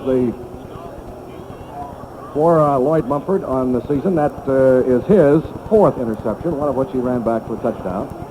Now the Dolphins need just 24 yards rushing. Mercury needs some 55, starting from our 33-yard line. As we wait for the snap, Morris and Zonka are the I-backs. Behind Morrill, the pitch goes to Merck. Sweep to the right, turns the corner, 35, up to the 40, and digs and drives his way up to the 41, the 42-yard line. Mercury Morris about a yard shy of a first down, tackled by Curtis, May, and Jerry Logan. They're going to mark the ball at the Dolphins' 42, and Merck picks up 9 yards unofficially, which drops his needs now to the 46-yard area. Again, the 1,000-yard club. 7 minutes, 5 seconds left to play in the third quarter. Dolphins, off a Lloyd Mumford pass interception, lead 10-0. Have a second down and a yard to go for first down at our 42. Warfield has caught a touchdown pass, splits left. Twilly to the near side. Morris and Zonka, the I-backs behind Morrill. A handoff to Mercury. Starts inside, cuts outside of the 45 to the 50, and he's tripped up at the 50. He gets the first down and runs for about 8 yards, depending upon where they put it down. And you can look for more of this as Mercury gets closer to that 1,000-yard total. Bruce Laird, the safety man, tripped him up. We now have him unofficially needing 38 yards. And, Freddie, where do we stand team-wise? 7? The Dolphins on the ground need only 7 more yards. That is the unofficial figure to become the greatest rushing team in NFL history. That is our unofficial figure. First down at the 50-yard line. Here's the handoff. Zonka over the left side, and he gets 4 of those to the 46-yard line. So now we have the Dolphins needing only, let's see where they're going to put it. They put it down at the 47, so it's a gain of 3 yards for Zonka. The Dolphins now, as a team, unofficially, according to our figures here in the booth, these are not official figures, need only 4 more yards to eclipse the record of the 1936 Detroit Lions of 2,885 yards on the ground in a season. And let's see who gets the honor. It's a second down and 7. The ball at the Colts' 47-yard line. Zonka and Morris are the split backs. Behind Morrill. On the snap, the handoff goes to Zonk, pounds the middle, and he is lucky to get back to the line of scrimmage. He might have gotten 1 up to the 46 before Billy Newsome throws his weight in there. I'll tell you, this Colt team could smell this record too, and they're not going to give anything. They don't want to go down in the books as the team who gave up all these records. Rick, I'll tell you, I don't think there's any question about it. It's going to show that when Miami comes up with these records, they earn them. Then nobody gave them these records. They really played good ball to get them. No gain on the play, so we still need 4 yards as a team. Third down and 7 at the Colts' 47-yard line. Jim Mandich has come in, and he sets as a wide man off to the left side. Morrill drops back to throw. He's being pursued, and he's going to have to run with the ball now. He's straight ahead across the 45 down to about the 42-yard line, and that'll be about 2 yards shy of what they need for a first down. Ted Hendricks wrapped him up, but he was lucky to get out of there. Boy, that blocking piled up in front of him, and the Colts were really coming, and so that'll bring up a field goal attempt situation.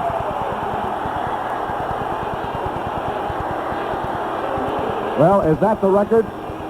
Apparently, we were 4 yards off. How we could be that much off in just since the first half, I can't conceive.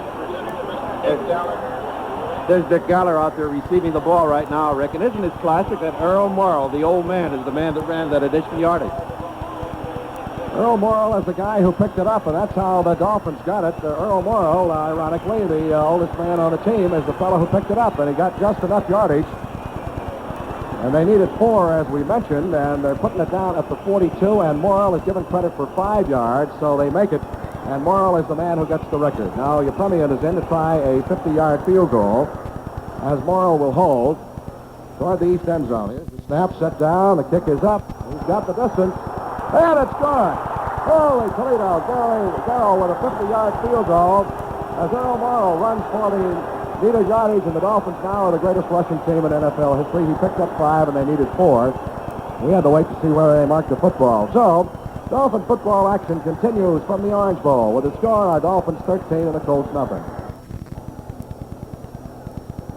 Okay, Freddie Woodson, our statistician. I was in error, looking at the wrong figures. He was right on top of it, and Earl Morrill, with that 5-yard run, did pick up the necessary yardage to put the Dolphins as the greatest rushing team in NFL history now with that 5-yard run. Yepremian kicking off following the 50-yard field goal. Way back in the end zone is Laird. He's going to run it out 5 yards deep. 5, 10, 15 to the 20. And he's belted and really creamed over there on the far side of the field at the 23-yard line.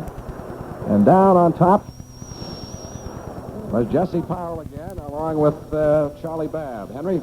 Monty Clark has just congratulated his offensive lineman on that rushing record, and Larry Zonka was the first one over to shake every offensive lineman's hand. All right, the ball as the Colts will start from their 23-yard line with 3:46 left to go in the third quarter. Dolphins leading 13-0. The ball at the Colts' 23-yard line. McCauley and Mitchell are the running backs. O'Brien goes in motion off to the far side. Dropping back to throw is Domerus. He sets up. He fires for the near side. It is caught by Haberlack. Shakes a tackle at the 45 and is run out of bounds at the 47-yard line. The man who got him was Curtis Johnson. He broke away from Jake Scott. As Haberlack on the pass from Domerus of 24 yards picks up the first down out to the 47. The Dolphins now are the greatest rushing team in NFL history, and Old Bones did it with a 5-yard run. Earl Morrow, and they put the ball down just across the additional, the necessary yardage, and it was announced on the PA system, and then we got the word from our statistician, Fred Woodson. So the Dolphins now are the all-time rushing champions of National Football League history. Here's the pass. It is intercepted as Domerus was attempting to hit on a slant out down the near side. He was attempting to hit McCauley, and he threw the ball right into the hands of the Dolphin quarterback, Curtis Johnson. And Johnson fell on the ground with it, did not get up and attempt to run with it, so the Dolphins again intercept Domerus and have the ball at the Miami 44-yard line. And that for Curtis is his third interception. So the Dolphins will begin to move now from their 44. The score of 13-0, and Otto Stowe has come in at a wide receiver. 3:22 left to play in the third quarter. That last drive culminated by a 50-yard field goal by Yepremian, 67 yards, 6 plays, and Earl Morrow on the 5-yard run got the rushing record. I thought we were a little bit off, but we were right on it. All right, Twilley and Stowe split off to the far side. Morris and Zonka. Merck still needs several yards to get his personal goal. First down from the 44. Here's the handoff. Zonka rams the middle and is still digging and driving across the 45 out to about the 46, 47-yard line. Billy Newsom is the man who made the tackle, along with Chuck Hinton. Freddie, how do we stand now with Merck? The ball is out at the... he needs 38 more yards. Unofficially, Mercury Morris needs 38 more yards to attain the 1,000-yard club. The Dolphins have a second down and 7. The ball out at the Miami 47-yard line. We've become so engrossed in keeping track of records here that it is an inconvenience to broadcast the football game. Twilley and Stowe are the wide receivers split left. Here's the pitch going to Morris. The sweep to the near side. Behind Zonk. Turns the corner. 50-45 and is run out of bounds. Down at the 44-yard line. And Colts territory, and the man who ran him out was Jerry Logan. So Merck picks up somewhere in the vicinity of 9 yards on that carry. Great block by Zonka on that end run there, Rick. And as Merck came back to the huddle, he patted him on the back, thanking him for the good block. What do you have him now with, Freddie? 29 more yards for the Merck. The Dolphins on that last play, by the way, picked up a first down at the Colts 44. Miami leads 13-0. 2:14 left to go in the third quarter. Twilley splits near side. Stowe to the far side. Zonka and Morris split backs behind Morrow from the Colts 44. Here's the handoff to Zonk. Sweep to the near side behind Little. Turns the corner. Puts his head down and rams his way across the 40 down to the 38-yard line.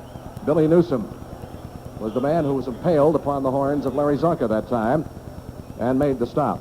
The ball is placed out at the Colts 38-yard line. Just a moment ago in this third quarter, Earl Morrow rushed for 5 yards out of a scramble situation, picked up the Dolphins' all-time rushing record by 1 yard more than they needed.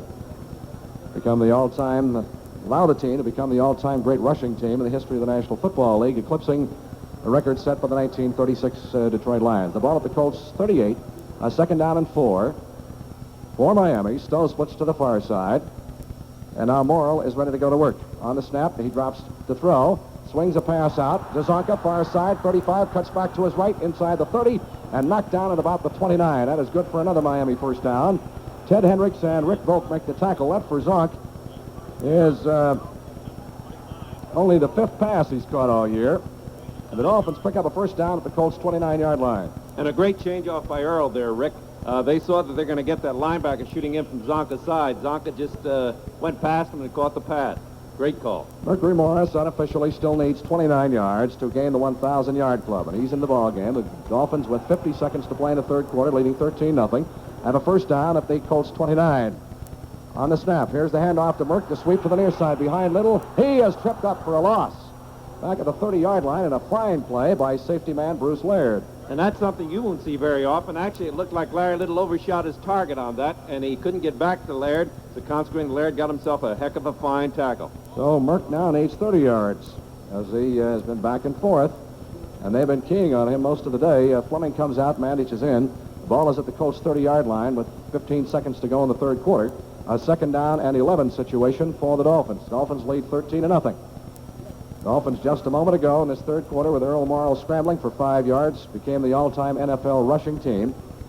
Now the other goal, Morrison to win the ball game. Here's a delay to Morris, and he's tripped up, falls down, gets up again, and gets a gain of about 2 yards out to the 28-yard line. He was into the middle with a big hole, but slipped up and then got up, rushed for the near side, and was tripped up after about a gain of 2 yards. That's the end of the third quarter. Dolphin football action will continue from the Orange Bowl with the score, our Dolphins 13 and the Colts nothing. Otto Stowe is in the ball game at a wide receiver. Dolphins have Mandich also split out wide from the 28.5-yard line in Colts territory on 3rd and 9. Morrow having trouble getting the ball away. He throws a pass out to Morris down the near side, and it's incomplete. They put on a tremendous rush that time as everybody was coming. And so it'll bring up a 4th down situation, and Garrell, who has kicked a couple of field goals of 40 and 50 yards, is back in there to try another one down here at the west end zone now. The big record, of course, the Dolphins are going for is the 14-0, becoming the first team to go through an NFL season unbeaten with 14-game schedule, and right now they're very much in command to get this accomplished. Our rolling home show will be from the Dolphins locker room with Lou Creekmer and Henry Barrow down there, so stay tuned for that. This is the 35-yard attempt. Snap, set down, the kick is up. He's got the distance, and it's perfect again. Yepremian 3 for 3 this afternoon on field goals of 40, 50, and about 36 yards that time. Dolphin football action will continue from the Orange Bowl with the score, our Dolphins 16 and the Colts nothing. Rick Weaver back at the Orange Bowl. Let's pause before the kickoff for station identification on the Dolphins Football Network. Leasing a car is a pleasure when you deal with the largest leasing company affiliated with the General Motors dealer, William Lehman Leasing. Call for details. WIOD, Miami. 56-yard drive, 8 plays. Yepremian a 35-yard field goal on the last drive. Dolphins lead 16-0, 9 seconds deep into the last quarter. Garrow kicking off to either Laird or McCauley. The wind behind him, and he gets it almost out of the end zone. In fact, McCauley grabbed it on the baseline of the end zone and stepped across out of bounds, so it's a touchback. And the Colts will start from the 20-yard line. Garrow Yepremian, for our fans in the Miami area on WIOD, will be Mr. Everready this year. And he's certainly proven it in this ball game and all season long. He will receive his truckload of prizes on our talk show Monday night, 8 o'clock on WIOD. All right, Domrus, the quarterback, fakes the handoff, swings a flare pass out to McCauley near sideline, breaks back to his left across the 20, 25, still digging, and knocked off his feet at the 26-yard line by Manny Fernandez. The Dolphins' defense now is working on its 3rd shutout of the season and its 3rd consecutive shutout against the Baltimore Colts team, if they can keep them out of the end zone over the next 14 minutes and 22 seconds. Dolphins lead 16-0, and it'll be a 2nd down and 4. For Baltimore, as Haverlack splits far side, O'Brien comes to the near side. The running backs are McCauley and Lydell Mitchell. Here's the draw play, and Mitchell over the left side is going to be stacked up at about the 28. Didn't get very far. The white shirts were waiting for him. Henry? Dolphin managing partner Joe Robbie has come down onto the sideline now to share in the excitement that's going on down here among the players. And believe me, Rick, this unexcitable team is excited. Well, we are excited too, but I don't want to get too high in the air or my voice will crack, because that's the precarious position I'm in right now with his throat. We have a 3rd down and 2 with the Colts, the ball at their 28-yard line. Haverlack, O'Brien, the wide man, their flag goes down, and the man with the handoff, McCauley, is stacked up for a loss. A flag down, however, up at the line of scrimmage. McCauley is tossed for a loss back at about the 26-yard line by linebacker Doug Swift. Dolphin defense has been the story of this ball game. Of course, the big story, and they've had to grind it out, was the new offensive total rushing record, and Earl Morrow ran for that in the 3rd quarter. Penalty declined by the Dolphins and will force the Colts into a punting situation. So Miami will get their hands back on the football again. And David Lee comes in, the line of scrimmage, the Colts 27. He'll stand back at the 13. Jake Scott is deep. Dick Anderson is way up shallow now. Line of scrimmage, the Colts 27. Low snap as Lee gets it out of there and bangs a beauty. A long, high spiral. Back Scott way back to the Dolphins 19 to the 20. Cuts back to his left across the 25 and runs it back out to the 29. A 10-yard return for the Jaker. Stan White on the Colts specialty team makes the stop. And so the Dolphins will begin operations here from their 29-yard line. We get a timeout on the field. Dolphin football action will continue in 1 minute. The score, our Dolphins 16 and the Colts nothing. Rick Weaver back at the Orange Bowl. The Dolphins 13 minutes and 21 seconds away from moving into the Pro Football Hall of Fame, becoming the first team in the NFL history to go through a season of 14 games unbeaten. They lead 16-0. And Mercury Morris needs 28 yards unofficially to gain the 1,000-yard club. The Dolphins, on a 5-yard scamper by Earl Morrall in the third quarter, have now become the all-time great rushing team in NFL history, surpassing a mark of some 36 years by the Detroit Lions. Morrall has gone all the way, and Morris and Zonka are the I formation backs. Otto Stowe is split to the near side. Dolphins from their 29-yard line. Here's the play fake, pitch out to Morris. He shakes off one tackler, slips and falls down, and is going to be tossed for a loss back at the 21. Ray May was in on him, and Mike Curtis also, and that is unfortunate because that one really hurt. And let's see where they're going to put it down back at the 22. Merck has slipped a couple of times, trying to make his cuts on this wet turf out here this afternoon. So that's a loss of some 7 yards, and that gives him now 35 yards to make up. Rick, I'm surprised to find Larry Little still in there at that right guard. I figured by now I'd probably bring Al Jenkins in there. Second down and 17. Twilley splits to the far side. Otto Stowe to the near side. Morris and Zonka. The split backs behind Morrow. Dolphins from their 22-yard line. Here's the handoff going to Larry. Slant over the right side and bangs his way out across the 25. Larry Zonka, who has had a pretty good afternoon running and blocking. Of course, he is already in the 1,000-yard club. Rich Amon, a rookie from Florida State, playing now at defensive end for the Colts, makes the tackle. Mandich comes in and Fleming is out at tight end. The ball is marked at the Dolphins' 25, and will make it a third down and 14. Morris, unofficially, still needs 35 yards to get to the 1,000-yard club, and we're in the last period with 12:03 to go. Mandich, who has been split a couple of times this afternoon, splits right. And Stowe and Twilley are split to the near side. Here's Morrow dropping the throw. Here's the handoff on to Morris. Cuts across the 25, runs into a blocker, gets across the 30, and that's about it. A Statue of Liberty type play as Morrow going back, faked the play faked, and then handed off to Morris, and Merck runs it out to about the 30-yard line, so he gets 8 yards back. And that leaves him now unofficially with 27 yards to go for the 1,000-yard club. The tackle made by Ted Hendricks. But it brings up a 4th and 9.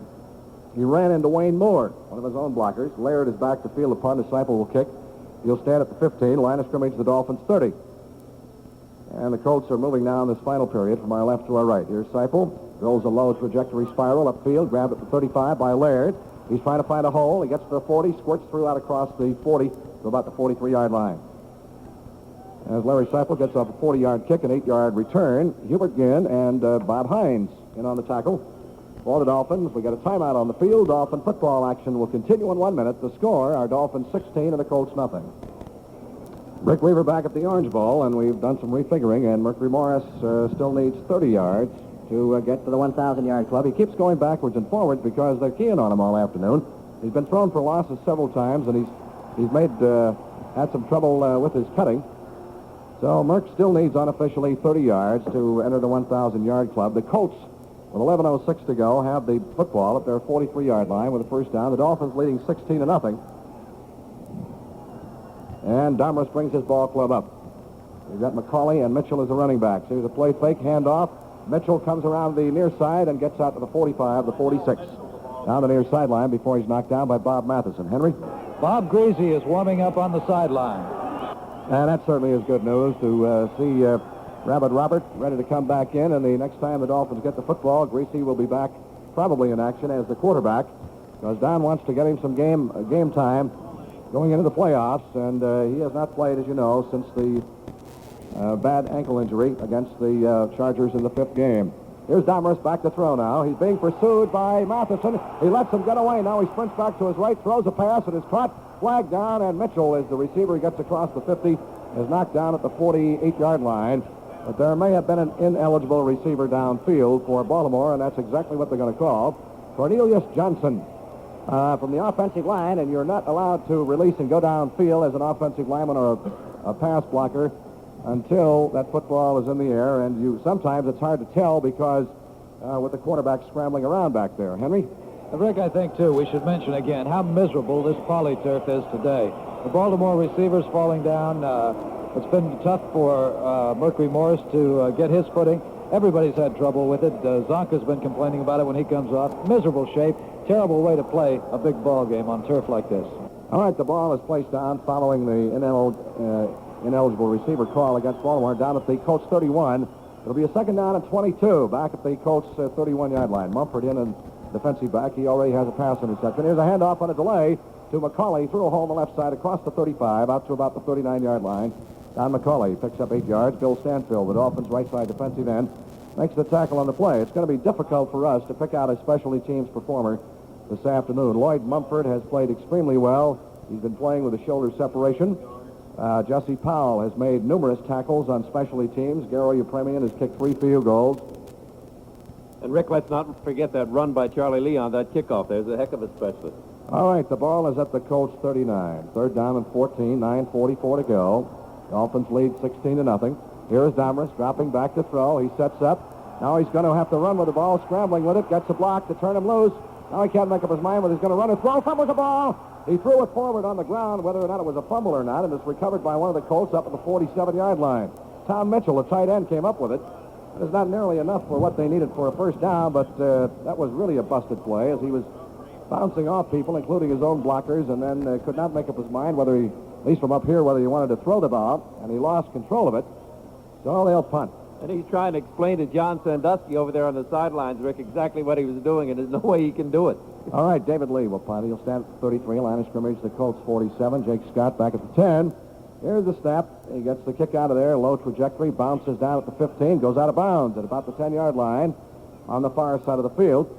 So the Dolphins will start from about that position with 8 minutes and 50 seconds to go. And let's see, Earl Morrill is coming back in as the quarterback for Miami. And there's a timeout on the field. We shall keep it here since we are all caught up with our commercials. Henry? Don Shula is talking to Bob Greasy on the sideline, though. I guess he didn't want to put him in deep in this situation. But he's got Greasy standing next to him, and Greasy's got the ball in his hand, got his warm-up jacket off, too. In case you joined us late, midway in the third quarter, the Dolphins needed 4 yards to become the greatest all-time rushing team in the history of football. And Earl Morrill scrambled for 5. We thought at first that we had missed the record. But now Greasy is going to come in. Here he comes. And you can hear the crowd reaction in the background. The white handkerchiefs come out. This is his first appearance in 9 weeks since he was carried off the field on a stretcher. And Earl Morrill comes out, and he deserves a tremendous round of applause. Greasy, the fans are welcoming him back and also showing their appreciation to Earl Morrill for just a splendid job. And if he does not become the NFL Player of the Year this year, as he was in 1968 when he came out of a similar situation with the Colts, I'll miss my guess. Henry? In a nice gesture, both Don Shula and Joe Robbie walked over, gave Earl Morrill a big hug, and the entire team came over, patted him on the back also. Ironically, as we were saying, the AFC's #1 passer going into this week's game is the man who got the 5 yards to allow the Dolphins to become the all-time great rushing team in the third quarter. And one of the classic plays in the history of the NFL, at least in my mind, will be the memory of Earl scampering down the sidelines here several weeks ago, 31 yards for a touchdown. Old Bones, as he refers to himself. The Dolphins have the ball at their 9-yard line following the punt. And Bob Greasy is in for the first time since San Diego. Mercury Morris unofficially still needs 30 yards to crack the 1,000-yard mark. 8:50 to go. The Dolphins lead 16-0. Greasy, his first game competition in 9 weeks. Morris. Here's the handoff. Zonka busts through a hole in the middle and gets across the 10 out to about the 14-yard line. Larry Zonka, the ball carrier, and a tackle made by Chuck Hinton. Mike Curtis, the middle linebacker, also in on the stop. They mark it down at about the 14, so give him a gain of 5. It'll be second down and 5. Curtis is moving his defensive linemen all over the place down there, Rick, bouncing them back and forth, trying to confuse Bob Greasy with his first play. But old Bob still coming along, doesn't bother him one iota. Let's see if Merker's going to get to where he wants to get. He still needs 30 yards. Twilley and Stowe split off the far side. Zonka and Morris, the split backs, in behind Greasy from the Dolphins 14 on second down and 5. Here's the handoff, cross buck, Zonka, big hole, right side out across the 20. Knocked down at the 23. First down, Miami. Jack Mildren, former Oklahoma quarterback, playing at a safety spot for the Colts, makes the tackle on the play. Every time the Dolphins carry this football now, they continue to pad their all-time rushing record, which they broke in the third quarter. And Zonka moves it out to the 22. So Greasy has some operating room now. First down, Dolphins from the 22. Twilly splits far side, Stowe to the near side. Zonka and Morris remain the I-backs. In behind Bob Greasy on the Dolphins' 22-yard line. Long count at the line of scrimmage. Here's the pitch to Merck. Sweep to the right, cuts back to the left, shakes a tackle, and squirts out across the 25 to the 26-yard line. Gain of about 4 on the play. Rich Amon, the defensive end, rookie from Florida State, is the man who gets credit for the tackle. So Merck now has cut it down to 26 yards, and time is becoming a factor here. Dolphins, I don't think there's any question, at least unless the Colts can pull off a miracle, that the Dolphins will win this ball game, the way the defense is played.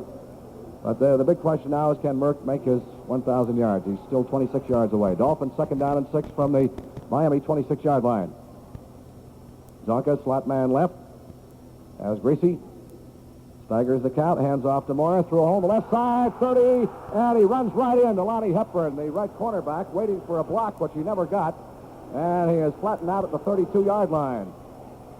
Morris runs out to, let's see where they're going to put it, at the 33 is where they're going to mark it. Lonnie Hepburn, the right cornerback, is the man who made the tackle, assisted by Mildren. That is good for another first down. And so, Freddie, what do you have him now unofficially? 19 more yards unofficially for the Merc. The ball at the Miami 33-yard line. 6:16 to go. The fans pick up the chant. Bully and Stowe split to the near side of the field. Morris and Zonka, the I-backs. Here's the handoff to Mercury through a hole on the left side. Dragging tacklers with him. And he gets only a couple out across the 35 to about the 36-yard line. Ray May, the right side linebacker, makes the tackle on the play. And Morris is shaken up. Henry? That's what I was going to tell you, Rick. Mercury is hurt, slow getting out. And they're going to have a rough time getting him out unless it's because he does not want to come out. And now he's being assisted off the field and gets a round of applause. If there's any way to get him back in there, you better believe he'll be back in. The ball is placed down at the 36-yard line. He got 3 yards. And so unofficially that would leave him what, Fred? 16 yards? 16 yards to get to the 1,000-yard mark. Jim Kick comes in to replace him as he's assisted off the field. 5 minutes and 51 seconds left to go in this football game. The Dolphins lead 16-0. A 2nd and 7 from the Miami 36-yard line. Kick and Zonka. The spread backs in behind Bob Greasy. The ball at the Miami 36. Greasy drops the throw, fires the middle. It is caught by Stowe. He's got the first down across the 50 in the Colts territory at the 49-yard line. Otto Stowe, and a slant over the middle. He was hit very hard by Hepburn, but held onto the ball, and the Dolphins pick up a first down. Maintained possession at the Colts' 49-yard line. Henry? Appears to be the right ankle of Mercury's that they're working on, and he keeps telling them he wants to play. Well, I don't blame him. He's got only 16 yards unofficially before he can get back into the 1,000. Here he comes. Here he comes. Morris is back in, and Kick comes out. 16 yards away. First down, Dolphins at the Colts 49. Rick, actually, you can see Jim Kick gesturing to Merck. Come on in here. There's room for you. Come on, get your record. All right, Stowe splits left, Pulley to the far side. Morris and Zonka behind Greasy. Hand off to Zonk over the right side. He's inside the 45. And Byrne right at the 45. That's what they're going to mark it as he's tackled over there by a host of blue jerseys. Leading the charge, linebacker Ray May. A 4-yard pickup for the Zonk. What does he have, Fred? Give you 1 minute. All right. Second down and 6. The ball at the Colts 45-yard line. Morris, 71 yards for Zonka. But the big thing is that Morris still needs 16 yards to get in the 1,000-yard club. That's an unofficial figure. In the eye, behind Greasy are Morris and Zonka from the Colts 45-yard line. Greasy looks over the defense, calls the signals. He looks to throw, is caught and thrown for loss by Ted Hendricks back into Miami territory, back at the 47-yard line as Hendricks was blitzing on the play. And so the Dolphins lose about 7 yards as they mark it at the Miami 48. Merck was supposed to pick up that man, Rick, and he just let the big Hendricks get right by him. Didn't even touch him. All right, that brings up a 3rd down and 13 situation, and now Kick starts into the ball game and is called back to the sidelines. Mercury Morris unofficially needs 16 yards to enter the 1,000-yard club, and time is really becoming a factor. 3:55 to go. Dolphins have it won, apparently 16-0, and now the all-time leading rushing team on an Earl Morrow scamper in the third quarter, but Morris is having a rough time getting this needed yardage. They've been keying on him most of the afternoon. Here's Greasy, quick out, and a thrown in behind Twilly, the intended receiver, as he was breaking in, and Greasy threw the ball in behind him. And the Colts, of course, were blitzing on the play, and Greasy had to unload the ball. So that brings up a fourth down, and Larry Seipel comes in. And I'll tell you, Lou, if Merck gets these 16 yards and gets the 95 he needed coming into the ball game, he will have earned them because they have had everybody but the water boy over there after him this afternoon. Bruce Laird is the deep man to receive the kick, and Seipel stands back at the 33. Here's the snap. They put on a good rush. He gets off a wobbly end-over-end kick, not too long, bounces down and out of bounds at the Colts' 26-yard line. So it's up to the Dolphin defense to get the ball back now if Mercury's going to have another shot at it. Gives them a minute to rest up that ankle on the sidelines. And the Colts will begin operations from their 26. They are being shut out for the third consecutive time, including the AFC Championship game last year by this Miami team. Rick, and I wonder if Don Chulo put Bob Greasy back in there. In that series, he met that ground twice. He was decked twice. And I don't think we ought to be seeing him in a situation like this where he's being knocked down. Damrus, the quarterback, drops back to throw. He fires the middle wobbly pass, and it's knocked down. It was intended for Mitchell, the tight end. But that looked like a knuckleball that time. He's putting the shot. Little wobbly end-over-end kick. Shades of Joe Cap, or pass, rather. And Jesse Powell comes in. Second down and 10 for the Colts from their 26-yard line. 3 minutes, 23 seconds left to play. McCauley and Lytle Mitchell are the running backs. Dolphins lead at 16-0. They have, unless the Colts pull a miracle, have won their 14th straight, the only team in NFL history to do that. Damrus gets a big rush, throws the ball. McCauley, the intended receiver, it's incomplete, and Stanfield decked him as he got the ball away. I don't think he'd get a sack out of that because he had already released the football.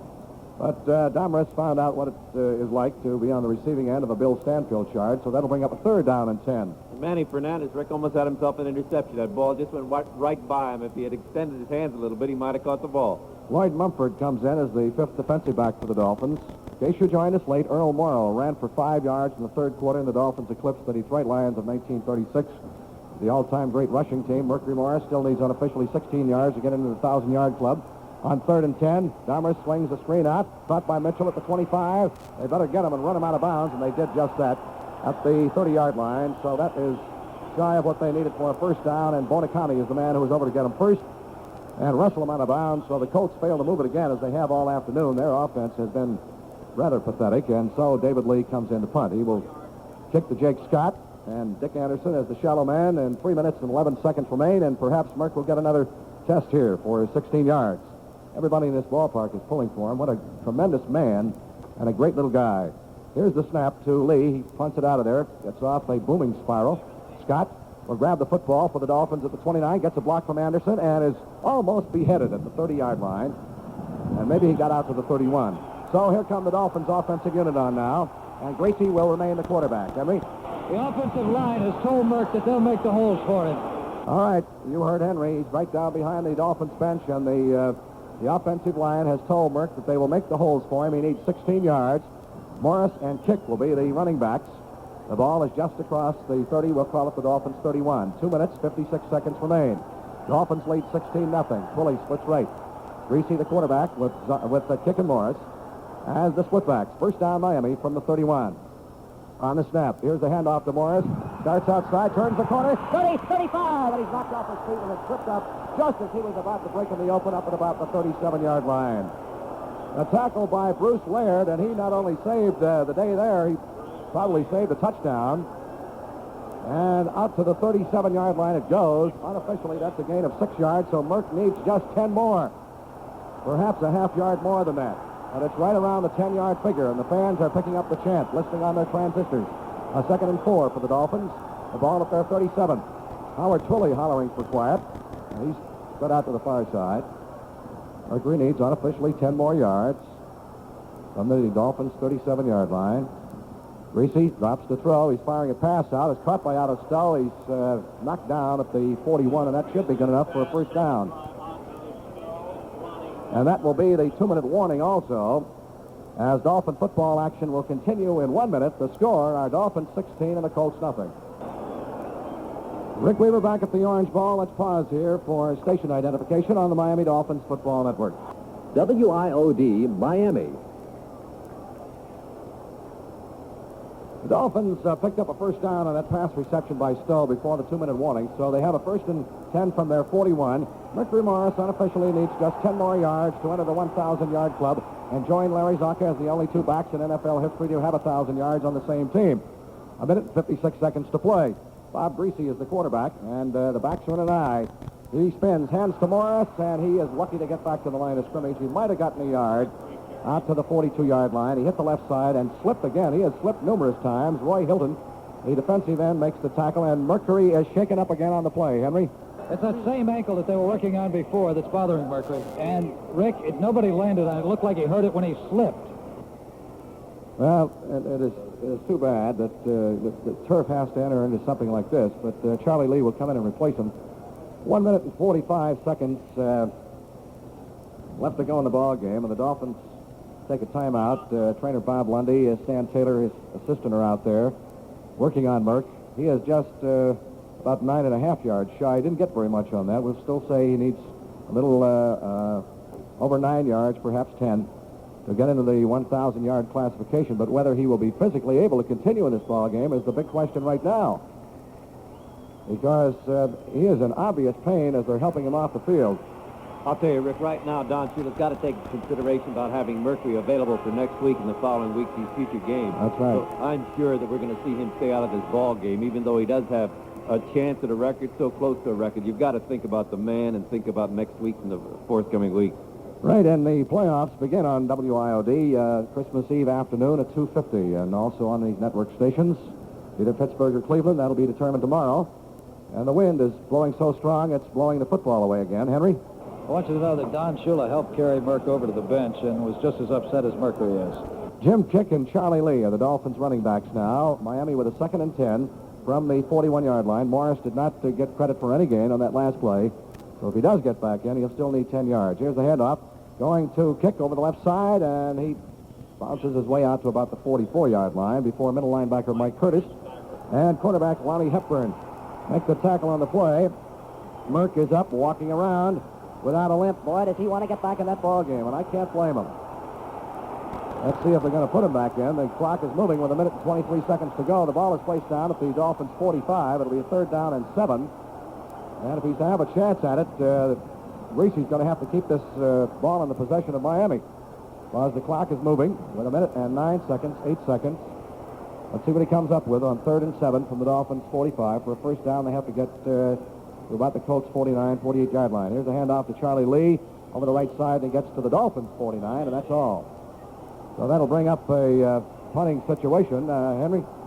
Some guy in a red suit with a long white beard just walked out and shook hands with Don Shula. Santa Claus is on the Dolphins' sideline. Well, he's not on Mercury Morris' sideline, that's for sure. What a break.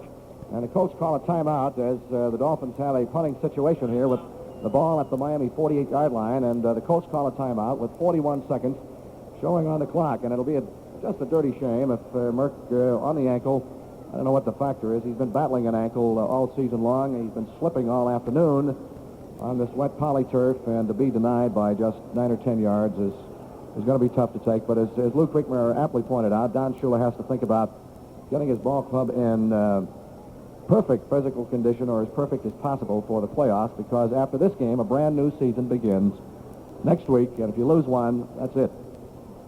14-0 doesn't make a bit of difference in the playoffs. Laird is back. Seipel will kick, and he'll stand at the Dolphins' 33, the line of scrimmage, the Miami 48. 41 seconds show on the clock. Here's the snap. He gets the kick out of there, and he booms a long, high kick, bounces down inside the 11, and is going to be down by Larry Ball of the Dolphins' specialty team at about the 7-yard line. So the Colts, with 31 seconds to go, will have the football at their 7-yard line, and a timeout has been called on the field. No, there has not been a timeout. We were just waiting for the referee to get the chains moved down, and they are very slow in moving them down. Now the Colts line up without a huddle, and they will start from their 7-yard line. 28 seconds, 27 seconds. Dahmer's back in the end zone to throw. The pass is knocked away and almost intercepted by Nick Bonaconte. It was intended for McCauley. So the incompletion stops the clock with 23 seconds to go. And it'll be a 2nd down and 10 for the Colts from their 7-yard line. I hope, Lou and Henry, that I can make it through the post-game show, because my pipes are pretty well stove up right now. We'll do most of the talking down in the locker room, Rich. All right.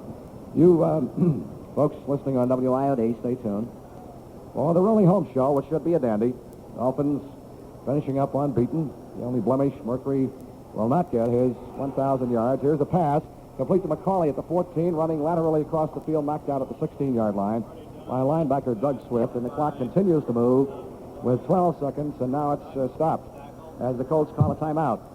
12 seconds left to play, and then they have a 3rd down and 1 situation. If the Dolphins could hold him here and force a punt, who knows what would happen. So there's a timeout on the field, and Malty Moore coming in for some action, the big rookie defensive tackle from Bethune-Cookman.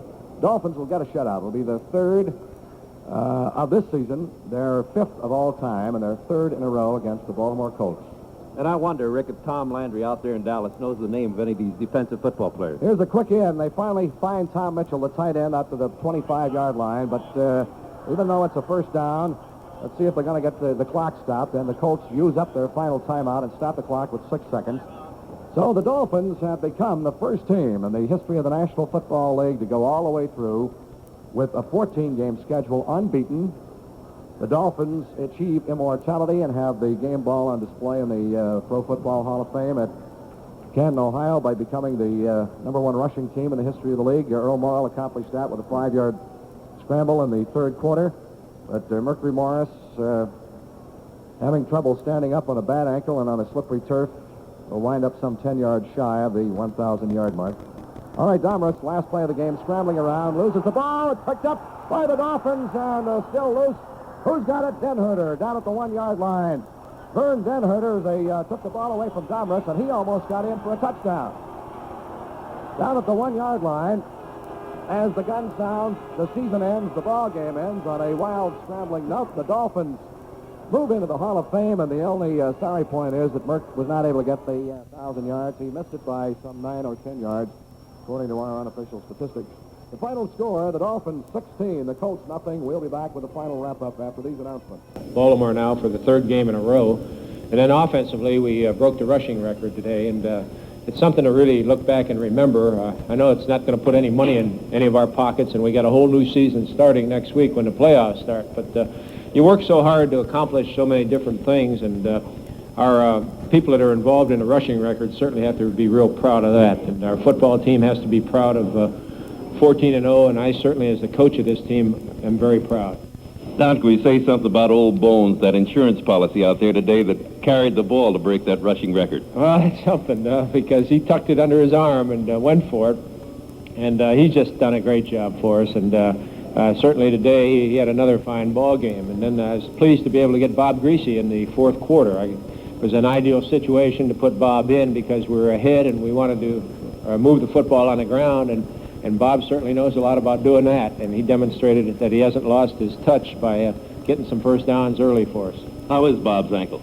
Well, he's still not 100%. He's worked in practice last week for the first time, and he's getting all the situations, and he's moving, and I'm just very pleased with his progress. Will you do anything different, Don, getting prepared for the playoff game next Saturday or Sunday? Well, it's a Sunday game. We have an extra day, and we're going to work to look at as many films as we can. We still don't know who we play. It could either be Cleveland or it could be Pittsburgh, but we have to be ready mentally and physically. The squad will come in on Tuesday, and we'll have a normal week's practice.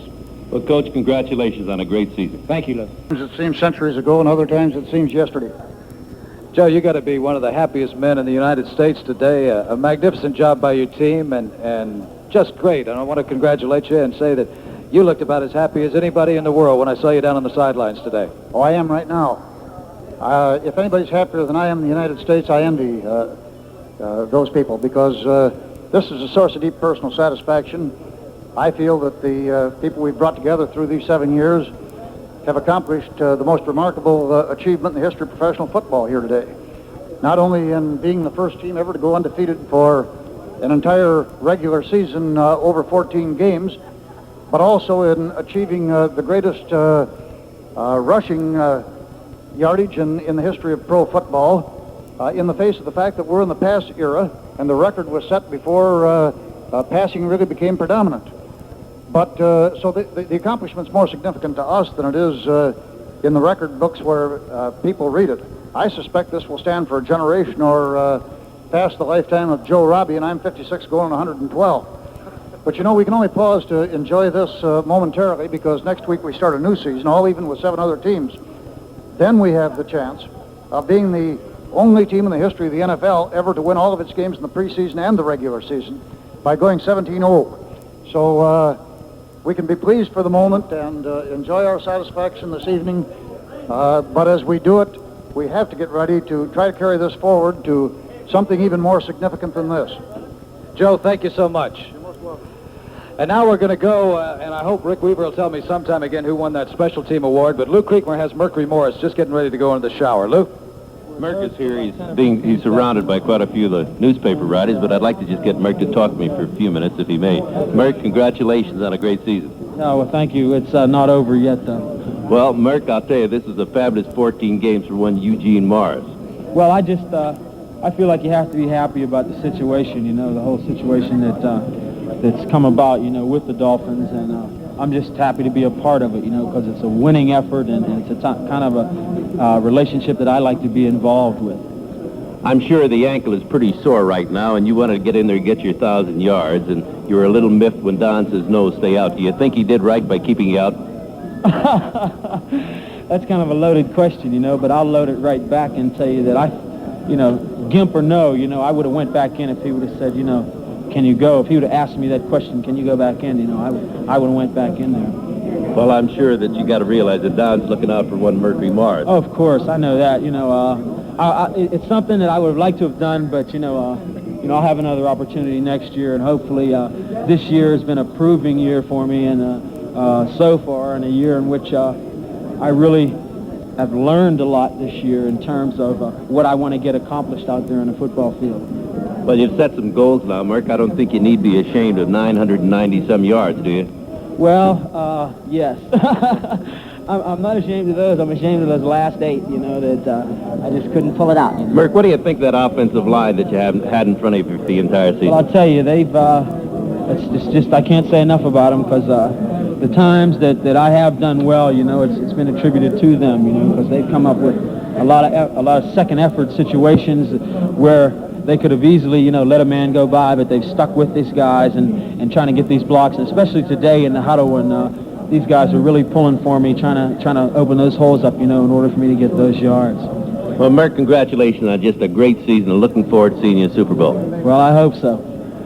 Thank you. Just a real exciting climax to the thing, and being able to get our break the record of the rushing, and just really been pleased with this offensive line, particularly the guys that I work with. I'm so proud of each one of them, and really they're the ones that deserve all the credit, because they've worked hard for it. It's been a long time in coming, and I'm just so proud of every one of them. I can't tell you. Money out there last July out at Biscayne College. Did you ever figure that you had this kind of offensive line there when you put them all together? Well, right from the beginning, when I first came here, we started talking about pride. But we said at that time that our pride had to be based on accomplishment, and that we set to work at that time to get accomplishment. And I think this is why this is so meaningful to us, because it does go into record books, an all-time record, and what else could better show our accomplishment than such a record? And that's why I'm so proud of each one of them. Even though they gave me the game ball, I've already talked to Mr. Robbie, and he's assured me that he's glad to have each one of them have one, so that's what I'm going to do. I'm going to get them each a game ball. Well, wonderful, Monty. I'm sure you're real proud of the crew. You sound it. I certainly am. Congratulations again, and let's hope that you go the rest of it 17-0. Thank you. And now, Henry, do you have anybody else down there? Standing right here with Marv Fleming, who played on those great Green Bay teams, and now he's on a team that went 14-0. Marv, somebody's bound to ask you, so it might as well be me. Can you make a comparison between those great Green Bay teams and this one that you're on right now? Well, right now, I have to say the Dolphins are the #1 team. You know, I played with the Green Bay Packers, and at the time and playing with them, I thought they were great, but playing with a bunch of guys like I am now and the attitude of them, I have to say that the Miamis are the best team. Marv, is the 14-0 important to you, or does it just mean that you got to go 3 more without a defeat? That's what it means to me. I have to go 3 more games because last year we went all the way to the Super Bowl, and we didn't do so well. So I think, with 14, that's great for the records. But for my own pride and my own incentive, and I'm sure the rest of the team, we want to go all the way. The 3 more games that we have to play, that there have to be played, we want them bad. Marv Fleming, who has played on the great Green Bay teams, now on the great Dolphin team. Marv, thank you so much. In about 2 seconds as he takes his clothes off. I just want to congratulate Earl on the greatest season of his career. Thank you, Lou. It has been the greatest season of my career. The way everything has worked out, the way the team has just kept rolling, and these runners, everybody just doing a tremendous job all the way through, and it's just great to be a part of a team like this. Earl, you're the man that carried the ball for the yardage, breaking the yardage mark today. You realize this? Well, I realized that when the crowd went wild, there was no thoughts about it when I started out. I was back there to pass and got some pressure, and I rolled away from a tackle and almost fumbled the ball and took off and made, I think, 3 or 4 yards. Not enough for a first down, but it was enough to put us over the all-time team rushing record. Don't get me in there. I didn't do that much rushing all year.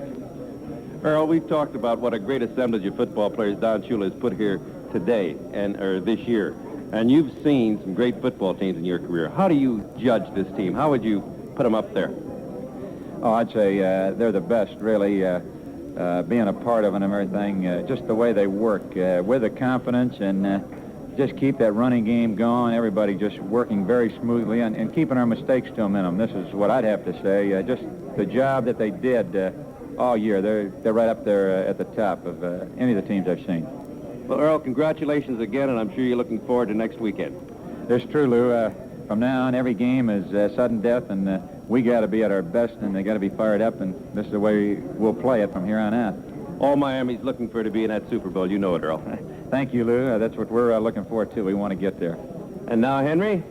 Okay, Lou, I'm here with 2 real important guys for the Dolphins offense, Otto Stowe and Garo Yepremian. I'm going to pick up with Otto where we left off before I had to go back up to a Sky Patrol report. Otto, this has got to be, even though you're not a starter, but you've contributed some big plays this whole season. It's got to be a big thrill to you. You come into pro football and you're getting into the playoffs 2 years in a row. Oh yeah, definitely. The first year we went to the Super Bowl, which was fantastic, I thought, and this year going 14-0 has really been a out-of-sight season. Okay, have you got the confidence that this team can go all the way? Oh, yes, I definitely think we can go all the way, and I think 17-0 is definitely a possibility. Otto, congratulations. Thank you very much. And now, here's a guy who, your leg's getting a little stronger, isn't it, Garo? Well, I've been eating a lot of shish kebab and rice the nights before the game, and that has really helped. Last week we were in New York, and I went and had shish kebab. The week before we were in Boston, and they fed me shish kebab there. So last night I had to do the same thing, and fortunately in the last 3 weeks I've kicked 9 field goals. I'm glad you cleared that up, because somebody over there just, I don't know who it was, one of the guys told me that you were full of beans, but it's shish kebab and rice, huh? I think he was mistaken. It's shish kebab and rice pilaf. Garo, you kicked a 50-yarder against the wind today. Did you have any doubts when you went out there that you could make that one? Well, beforehand, about the play before that, we were going to try a 54-yarder, and I told Coach Shula, if we get 4 more yards, I can make it. And when we couldn't get the first down and we got 4 yards, I went in to kick it, and Earl says to me, you better kick this one straight. So I kicked the ball, and I put everything I had, and the line gave me perfect protection, and I had a lot of time. All I had to do was kick it, and fortunately it went in. Garo, the way you've been coming on toward the end of the season, if we could extend the season by a couple of more games, you might get that title back again. Well, you're right there, because in the beginning of the season, in the exhibition season especially, I was having a lot of problems because we had a different holder, different center, and we were experimenting a lot. And usually in the exhibition season, you have to experiment.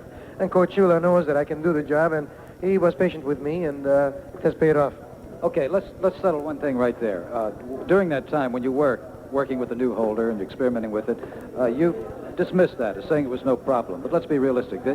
We've got a holder now that you're used to. It was a big problem for you, wasn't it? It was a big problem. I didn't want to say anything beforehand because I don't like making any excuses. We had a lot of problems because we had a new center, too, at the same time. And for a holder, it's a tough job for him to have a new holder, too. You know, he doesn't know the timing between him and the holder must be perfect, the center. So we've been fortunate. It took us 5 or 6 weeks, but we came through, and I'm very lucky to have a holder like Earl right now who's holding for me. Garrow, I'm going to let you go. Get that muscular, massive body dressed so that you can sneak out of here and, you know, unnoticed by the fans. That's another thing that you said right. I want to thank you very much. Thank you, Garrow. Back to Lou. This is Lou here talking to the guy that plays that center spot, a man that has been selected as the Athlete of the Year this year for South Dakota. Congratulations, Jim. Thank you very much. I just found out about that about a week or so ago, and I'm really honored that have that take place up there, and I'm kind of anxious to see what, just what's going to go on up there, but it certainly is an honor. I appreciate it very much. Jim, you've blossomed into probably one of the better, if not the best offensive center in the league, and you've really had the pressure on you. Can you tell me how it came about? Well, I think that statement's pretty strong. I think I've got a lot of things to learn, and I learned a lot today. Like, this is the second time now I've played Mike Curtis, and which is he's just a super linebacker. But I don't know. When I started playing center, I just really concentrated on it, and just picked up all the pointers I could from watching other films on other centers, but I still got, a long way to go. I need a lot of experience, but I'm pleased the way things are going, and I just want to improve from here, Do you have a real close unit at that offensive line? All you boys pretty close? Oh, yeah, we're as close, I think, as any offensive line in football today, and I think that's the main reason we work so well. And the whole team is close, and Larry and Cooch and Doug and Wayne and Norm, we all get in there, and we just try and do the job, and I think that's the real secret to this whole ball club. Well, Jim, congratulations on just a fabulous season, going down in history, and I'm looking forward to you seeing go all the way to the Super Bowl. Thank you very much. We've been talking to Jim Langer, and now I'll switch you back over to Henry with Jim Kick. Thank you very much. I have Jim Kick here with me and Joe Robbie, the Dolphins' managing partner. We'll talk about them. First, Kicker, it hasn't been the kind of season you wanted, but I noticed today when Merck was trying for that 1,000-yard season, nobody was helping more than you. You were doing the blocking. You were urging him on. I think it's a credit to you. But also, I want to ask you about this rushing game. You were a contributor to that. This has got to be one of the great rushing teams of all time. It set the record. Well, it sure does, Henry. I'm proud to be associated with a team like this. Like you said, statistically, I haven't had as fine a year as I'd like, but, we're winning 14-0, and now our next game is 17-0. As far as Merck goes, Merck had a tremendous year. Merck's a tremendous football player, and, he deserved 1,000 yards, and, even though everybody thinks we're fighting for the same position, actually we're just fighting to get to the playoffs and, help each other. So that's our main concern, is to become 17-0, and Merck deserves all the credit he got, and he's a fantastic ball player. Jim, thank you so much. I'll let you go get that shot. And now let's switch you over to Henry. Thank you, Lou, and I'm here with Larry Zonka, who had another great ball game, and aside from the running today, Zonk, you were blocking like a son of a gun, especially for Mercury there when he was trying to get those yards. Well, Henry, we were all pulling for him. We all wanted him to get the 1,000 yards. We all wanted to get the rushing title, but more than that, we wanted to win the game, and of course that came first. But even when my feet got the better of me and Coach Shula said, well, sit down, Jim Kick jumped up and was willing to go in and try to block for Merck and try to help him get his 1,000 yards. Well, it came out last week that you do have the gout in your feet. It's nice to see that you're affluent enough to have the gout, but how much does it trouble you when you're out there playing? Well, the actual gout doesn't bother me that much. It's an arthritic condition, which I do have, but it's controlled. It's just the idea that because of that condition, the joints in my feet are a little bit more tender than other people's, and when you play on polyturf, your feet take a terrible pounding, as you can probably tell. I'm sitting here in the locker room. You can take a look at them, Henry, and see the toenails are gone and the joints are swollen. So, well, I'm just not real keen on polyturf, as you probably well know. I do, Larry, and it was in particularly bad shape today, wasn't it? Well, it was very wet. I don't really have that much trouble with it in a dry condition because I can wear kind of a stiff bottom shoe, and that gives me a little support. But today it was wet, and of course we have to wear those rubber tennis shoes when it's wet, so that doesn't really give us much support at all, and your feet take a even more rigorous pounding than usual. What kind of shape are you going to be in for the game next week, Larry? You look like usually you've got a few more bruises than I see you having today. Well, it really wasn't that bad a game for me physically. I think myself and the team as a whole is in very good shape, and with the addition of Greasy now ready to come back and play whenever we need him, I feel like we're going in fully loaded. You think it's possible? You set the record with 14-0. Do you think it's possible to go 17-0? It better be possible. It better be probable, because that's what we've been shooting for the entire time since we started at training camp way back in July. Working out in that hot sun and just being relentless week in and week out in the regular season, shooting for that Super Bowl. It would really be a terrible letdown to be bumped off in the playoffs now, or at least not obtain that Super Bowl and win it. Larry, thank you so much, and we'll be out there rooting for you next week. Thanks, Henry. I'm glad Coach Shula finally got off so we could talk. Had another great game for the Dolphins, and right now, Mr. Robert Greasy, who returned to action today for the first time since the San Diego game. Bob, how did it feel? Felt pretty good, Henry. It was a little bit stiff and a little bit sore, but it didn't hinder me from doing anything that I had done all week. So hopefully with a couple days off, and then by the time the game rolls around next week, it'll be that much better. I noticed that as soon as you went in, Mike Curtis had his linemen jumping around all over the place trying to confuse you. Had the inactivity in any way affected that? You didn't appear to be confused at all. No, not at all. And I think that was just, I don't think he was doing it for me. They called their signals from the sideline, and I think they were just doing it for the game situation. It was late in the game, and they were behind, so they were going to try and blitz some and get the ball back. And this is only normal when a team is behind late in a ball game, and it just happened to be that I was in there late in the game, and they were doing it while I was in there. But you know what you're supposed to do against something like that, and do it. Bob, we work in percentages of 100 as being perfect. What would you say your physical condition is if 100% is perfect? I don't know, Henry. Somebody else asked me that earlier, and I really couldn't answer. You know, it's hard to put it in a degree. Some things I can do 100% well, and other things I can't do as well as I could before I got injured. I can most of the running plays, I get the handoffs and movement there. Some of the passing plays, we get to sprint out or something. I'm not quite there yet, so it's hard to put a degree on it. Knowing you, I think I know the answer to this question, but I got to ask it anyway. The first time you went back, you knew you were going to get sacked. Did you have any doubts run through your head about what was going to happen with the ankle? No, not at all, because I just after it happened, I just said, well, I'm back in the action again, and that's something that you can't really, if you're going to play football, you can't really worry about getting injured, and I wouldn't have been in there today if there was any danger of re-injuring or seriously injuring the ankle again. Dr. Virgin said it was okay to play, and the only problem that I have is it is a little bit still swollen from the scar tissue that was developed after the ankle was dislocated, and it's just a matter of stretching that out. And the way you stretch it out is by running on it and working it out, and I'm doing the best thing that I can. That's working out on it every day. One final question. I just thought of another one. Are you going to worry about what so many people are worrying about, and that is who's going to be the starting quarterback, or are you going to let Don Shula worry about that? No, I'm not concerned about that at all. I'm not healthy yet, so I'm not even in consideration. I don't feel I'm not well enough to play the way I'm capable of playing, and when you have somebody that is healthy, he should be the one that's playing, and if ever I do get well, that's not going to be my problem. All I want to do is for this team to win. Thank you, Bob. Shula and assistants Arnsparger, Clark, Keynes, Gary, and Tassif coached a team that ranked #1 in offense and defense in the NFL. Their perfect season was even more impressive because they accomplished it without their regular quarterback. However, Earl Morrall succeeded Greasy as leading passer in the conference and was named All-Pro. As good as Morrall was, no one can completely replace a Bob Greasy, whose strong arm and quick feet run enemy defenses ragged.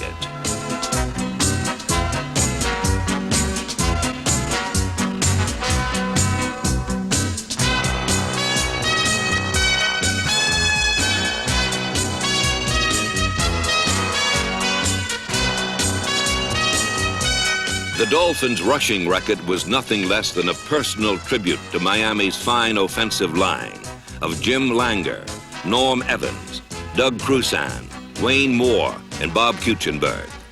Their leader was All-Pro Larry Little, number 66, a human side, famous for cutting down cornerbacks. For the second straight season, Little was voted best offensive lineman in the American Conference. Shula's concept of a three-back offense brought a new dimension to the Miami attack. With Zonka's power, Kick's clutch, and the specter of Mercury's speed, they were the most prolific infantry in the annals of the pro game. They were also teammates in the truest sense, making the key block and cheering the others from the sideline.